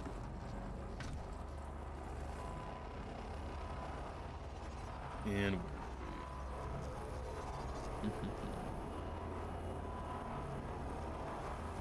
like skeletal screws and plates that self-heal? Yeah, exactly like that. Especially given the fact that they are significant adhesions. Nobody made a good point there. That they are significant adhesives in and of their own right.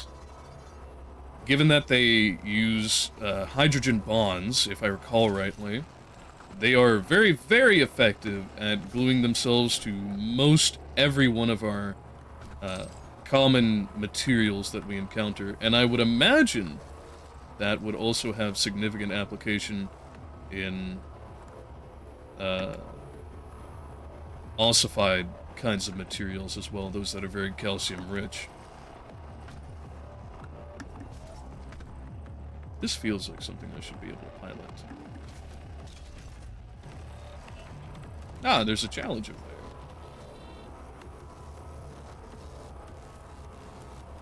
Or I thought. Perhaps not. Again, these feel like I should be able to do something like that.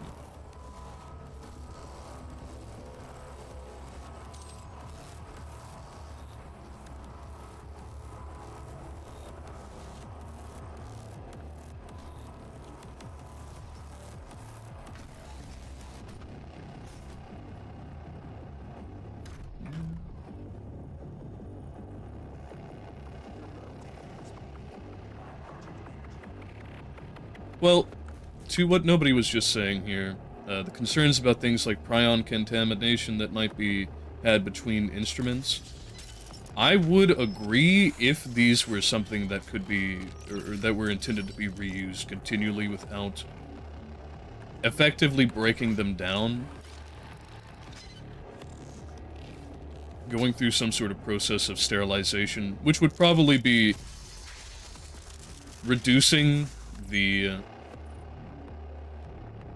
material back into its rudiments. Decomposition, I think, is the appropriate term. Though I'm not a chemist by any means.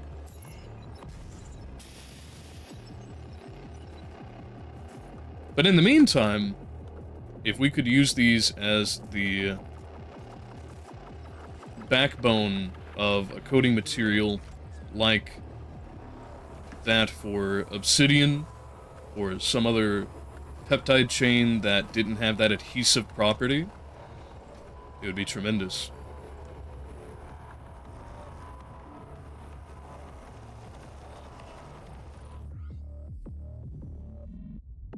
Man, that's a mess to look at.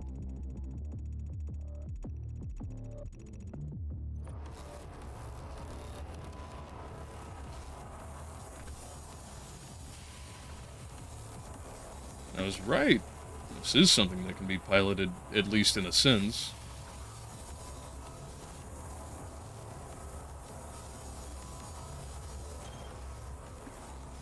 Let's get off here for a second.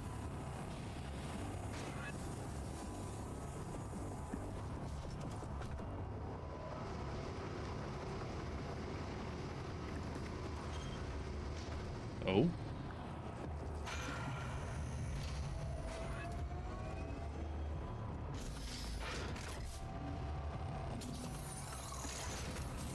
And back we go. Yep.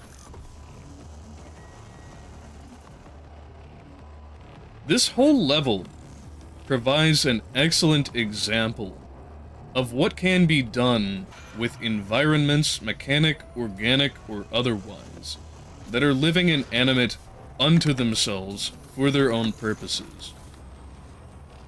even to the big character that is the Doom guy, both literally in terms of size and also figuratively in terms of presence. Being able to be within such machinery, being able to be within such environs really affects the scale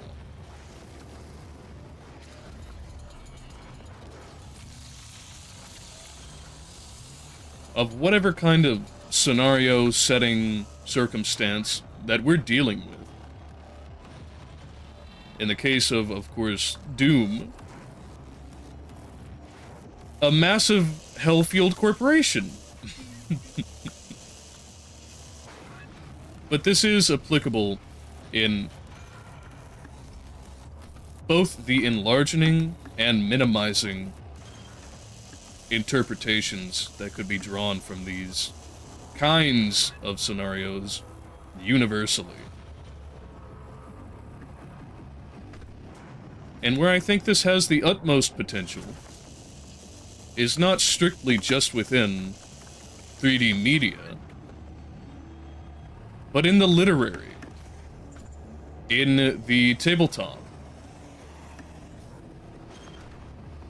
where you have the potential not only to expound in direct detail everything that is within that environment, thereby limiting the imagination to what is immediately visible,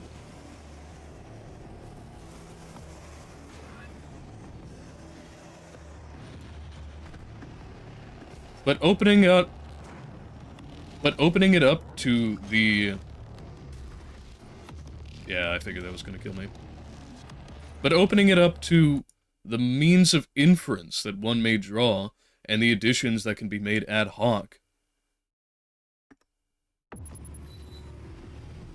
Either directly, by listing them in numeration, or indirectly.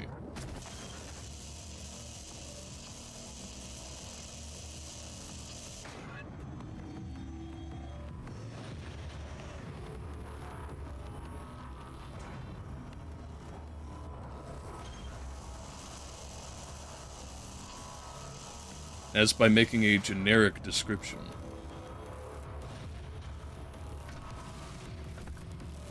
Now, how do I get up there?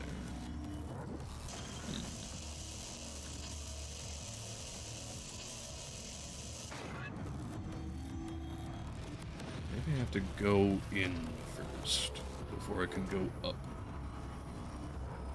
And that's death. Yep. Oh, well, that's loading.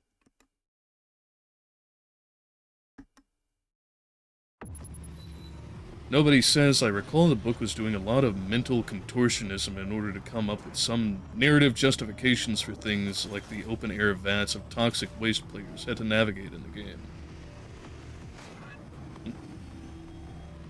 Something to do with evaporating the sludge in order to condense and process it later. I admit I'm struggling with trying to discern what the intended purpose of this facility is meant to be. Well, I'll address that second one in a moment. Insofar as the description of the book, that does not sound especially persuasive. Although I still would yet be interested to see what the intent is. I think that this game probably went through a similar process of gymnastics to try and justify all of the features of the enemies and the kinds of weapons that they have within. It does feel very loose, with the only element that bound it, like I described earlier, that bit of lore that we picked up in the few cutscenes scattered throughout, which again feel more like an afterthought than something that we're meant to care about. That could simply be a consequence of the fact that it's Doom and you're not meant to care all that much. Or it could be something more to what I was saying. As far as the purpose of this facility in particular, there is some grounding on what it could be intended for. Given the massive rotating elements and the obvious discharges of what appear to be argent energy, or hell energy that is intended to be put to the purification process of silvering, I'll call it. And these could be some sort of inducers, rotors. Again, not an expert in the physical sciences by any means. But our means of producing electric charge is by creating a current through positive and negative magnetic impulses. And if they have been able to skip the step which humans normally take in using this to power some sort of steam turbine, and instead using an induction process that is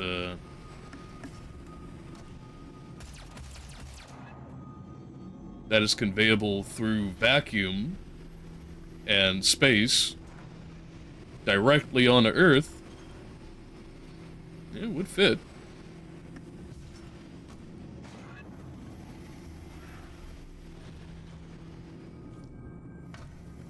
Surely this isn't the right way to go. Both sides are stopped up.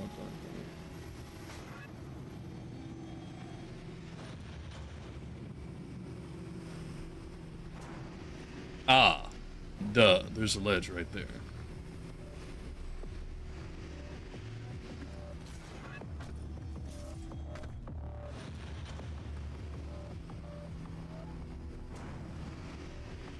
Ah, so this is how I'm supposed to get here.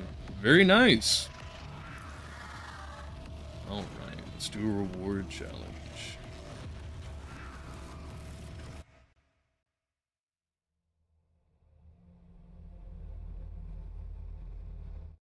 And then I think once we beat this level, much as it has given me some challenge,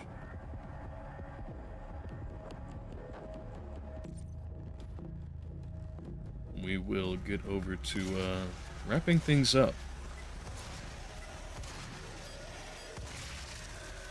Yeah, I thought that would be too close. Let's do that again. And apparently exited. To be but a pixel off. I hope that doesn't hard lock me out of going back to finish it. And thankfully not. Very cool.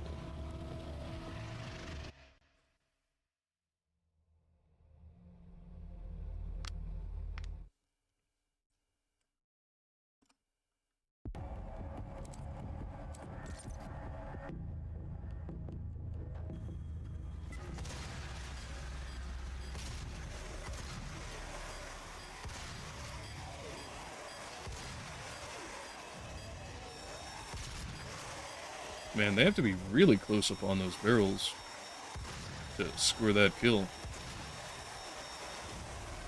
Yeah, I'm gonna have to play the luring game to get them over.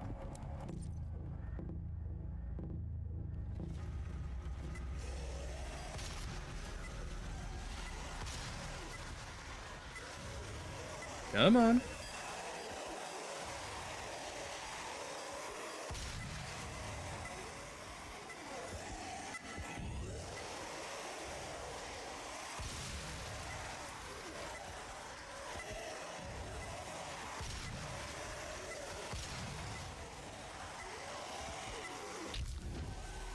Really? Wonder how that happened.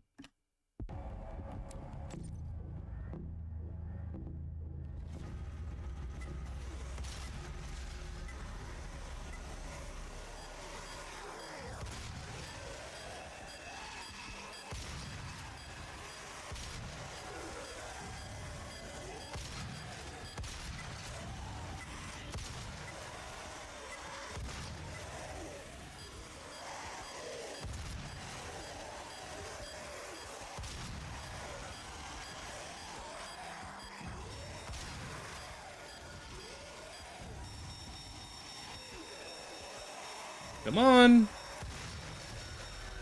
Yep. Ah, well. I'll have to be a little bit more strategic with it. And I guess the barrels don't respawn.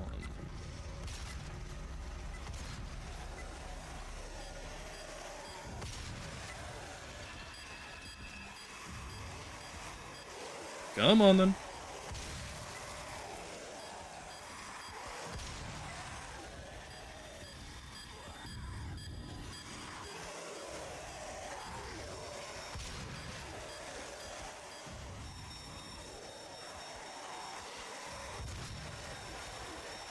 Really? That didn't get a single one.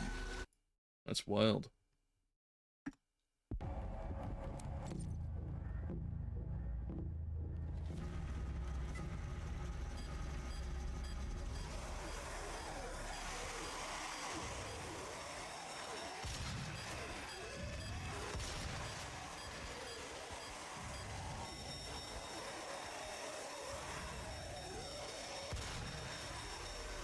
Damn.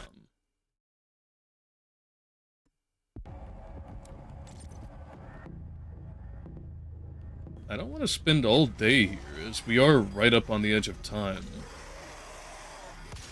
I might just pass this up and come back to it on a different playthrough. Come on, over here. There we are.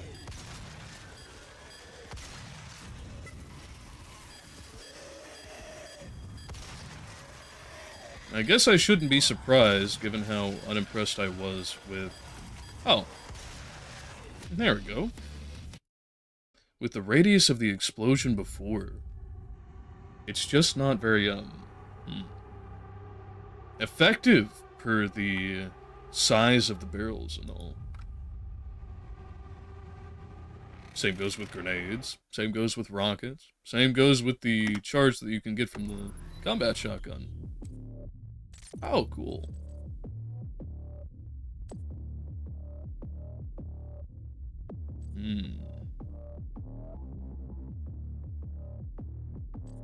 I think I'll do the ammo boost. That seems like a fair trade.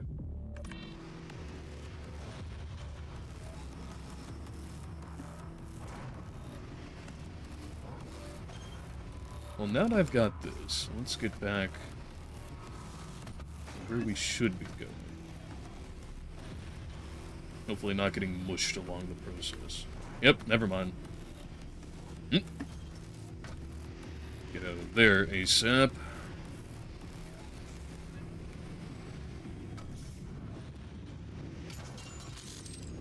Ah, yes, there's the refuel that we needed. We're gonna have that. Now where to next?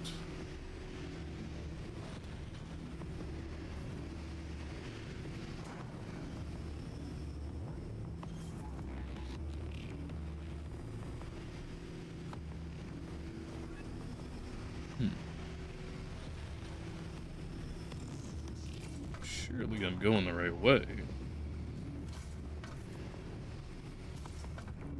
Ah. Secrets on secrets. Now, this is a good place to look. Good place to stash things. Where that was a prime taking of advantage, there have been a couple of spots I pointed out before that simply weren't at all. Surprisingly. You cannot stop me from claiming what I am owed. But I can. Yeah, but you were promised by, like, devils and shit.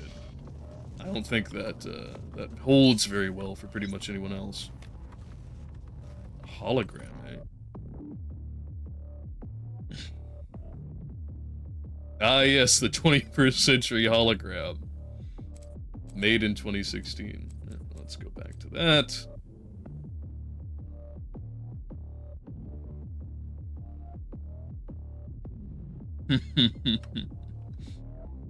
I appreciate that they keep hitting the tilde key.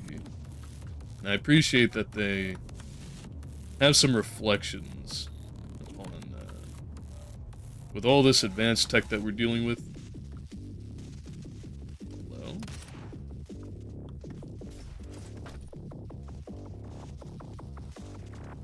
Am I supposed to... What do we do here? Oh! I was on the right track. Some reflections on,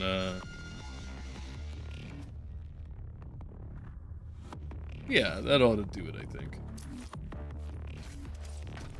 Where the hologram lies. Opening the gates of hell with a key to the future. And you know, at least they own it. And a whiteboard to befit exactly that plot.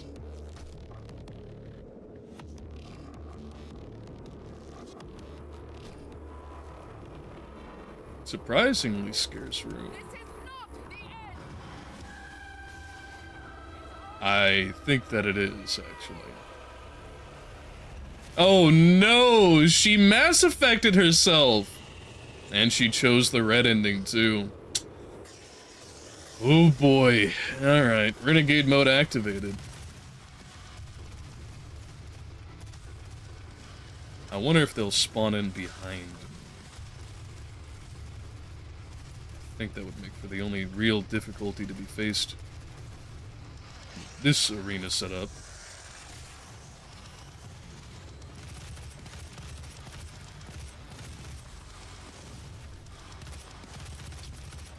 Oh. Well, there they are. Spawned behind me exactly like I suspected. Yeah. I have been playing this sloppily.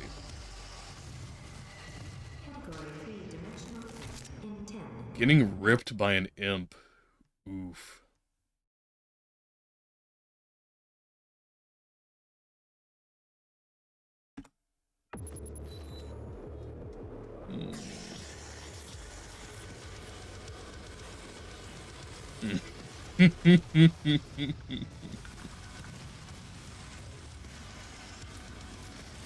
What?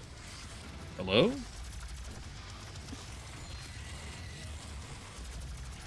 Didn't let me do that before. That's... Oh! Somehow got back on heat ray. Yeah, let's never do that again, please. And, I'll even invest to make sure that's the case.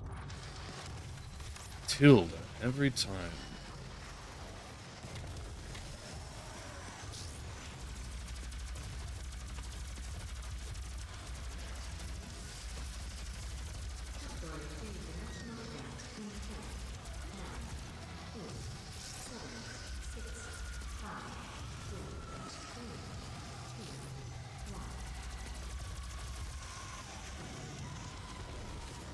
Yeah, whatever they said.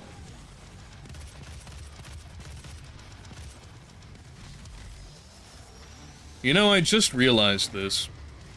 Although it is obvious, of course.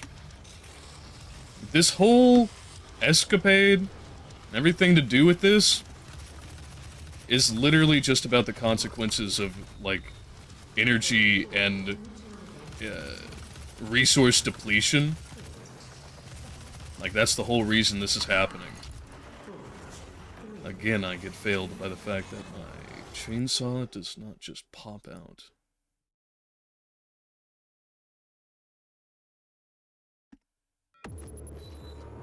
Alright, let's try that again.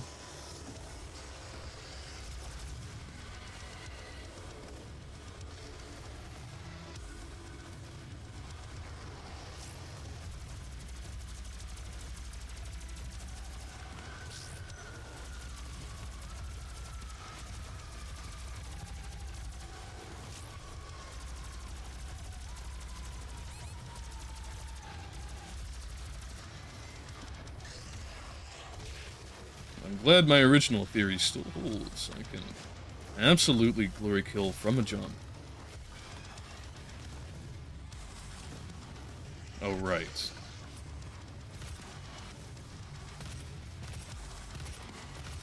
Man, I whiffed that bad. Shotgun.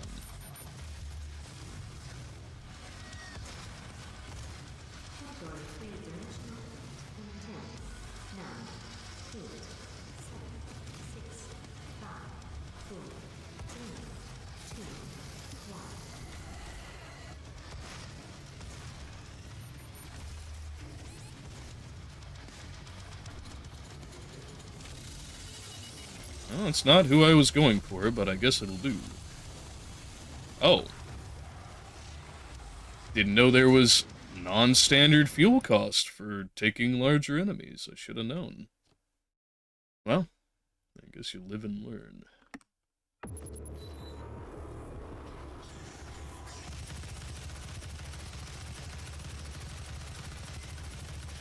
The amount of punishment these guys soak up is insane. Let's, yes. Hello. Howdy ho.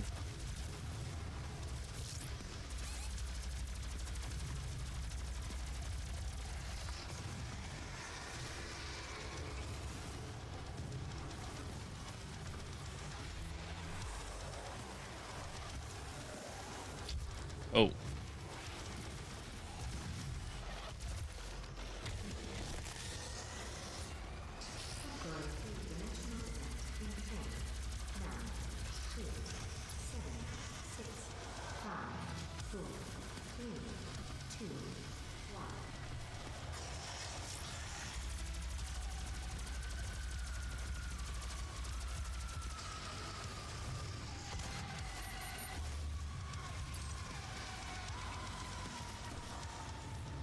Let's go with the super shotgun for a bit. I've neglected this poor thing. I desperately need some more ammo.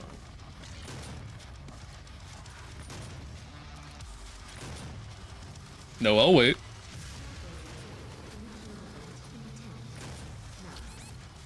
Yikes!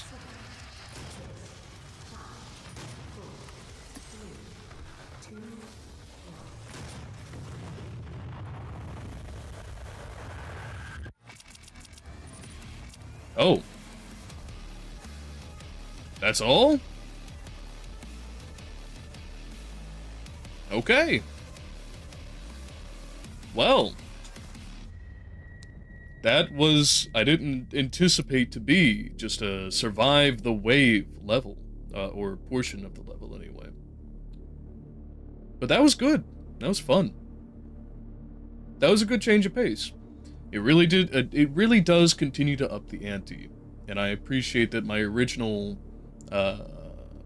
predictions on the matter are not so grim and dire as I would have anticipated out of it. So let us summarize here. Let us take our final notes on our 3 sessions with 2016's Doom. Anything new to add to the pile from the last 2 in summary?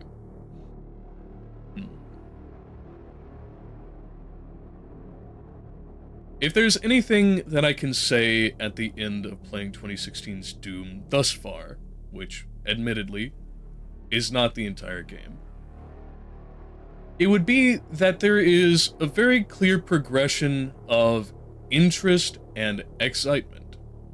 A very clear progression of level design, skill requirement,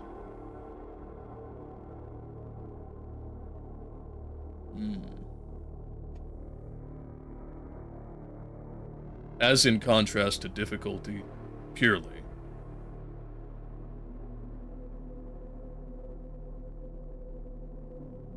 Environmental intrigue. Narrative coherence.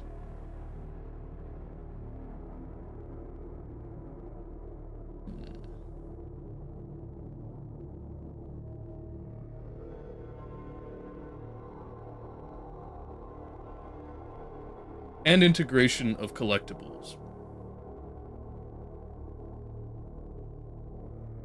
Where many games do start off with a whole package presented to the player, prepared immediately to be dug into.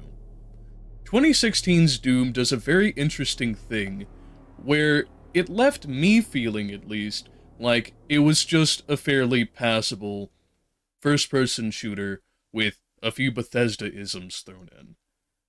And over time, it has developed into something that I think is worthy of all of the praise that went into it originally.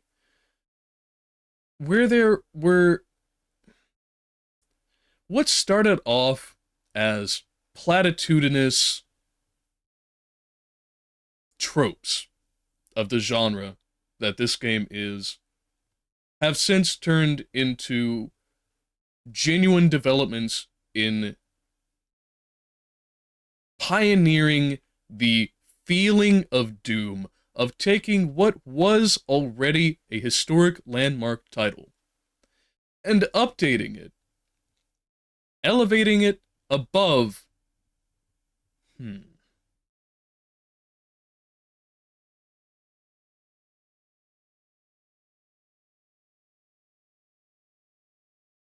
above the standards of the day, especially in 2016. Elevating it above the standards of 2016. It has movement, it has style, it has sound, and it has form, not as a half-baked experiment, but as something that has clearly been refined into not an especially thought-provoking piece in its own right, but one that couches something genuinely extraordinary.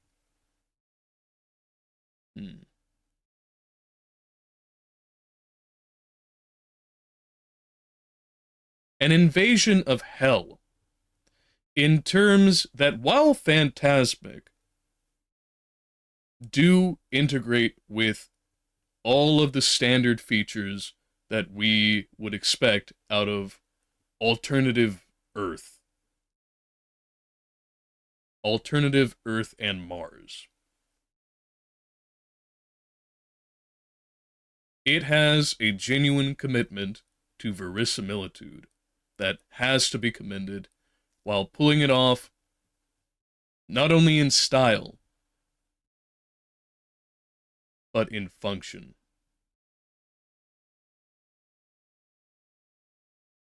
And I think that properly sums that up. No, nobody. I don't, I think that they might be, a little bit of both. Yeah, why not both? But I think that about wraps up all of our thoughts.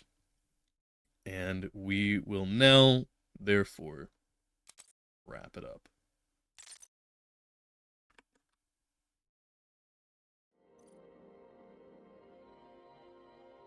Close that down. Get it all prepped so that we can record the end. And I thank you all for attending today. The Red Inferno, a look at the Communist Manifesto and finishing up with 2016's Doom in preparation for a continuation of the manifesto, and with a little bit of intersplice into the future, perhaps. If you enjoyed this content, I hope that you do all of the liking, sharing, and subscribing that is so requisite for today's world. If you want to reach out to us, we have X, Instagram. You can also find us on Spotify and BitChute, along with TikTok. If you want to get more engaged and perhaps found and participate in the community of literary, and if you want to perhaps participate in the experience of games, literation,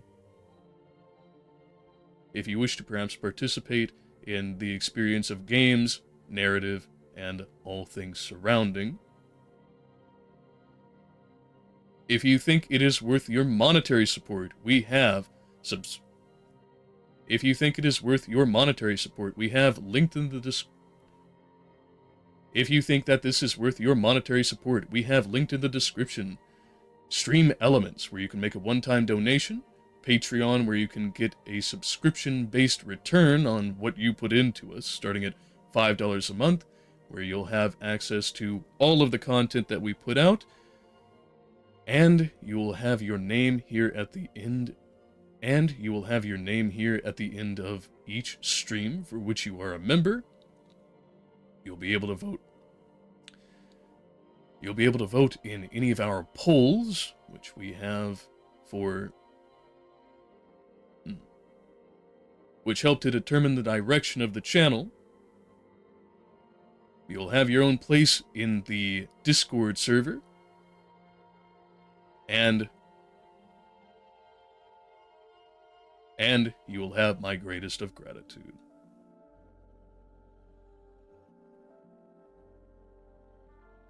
With that all being said, I hope that you all never miss your opportunity.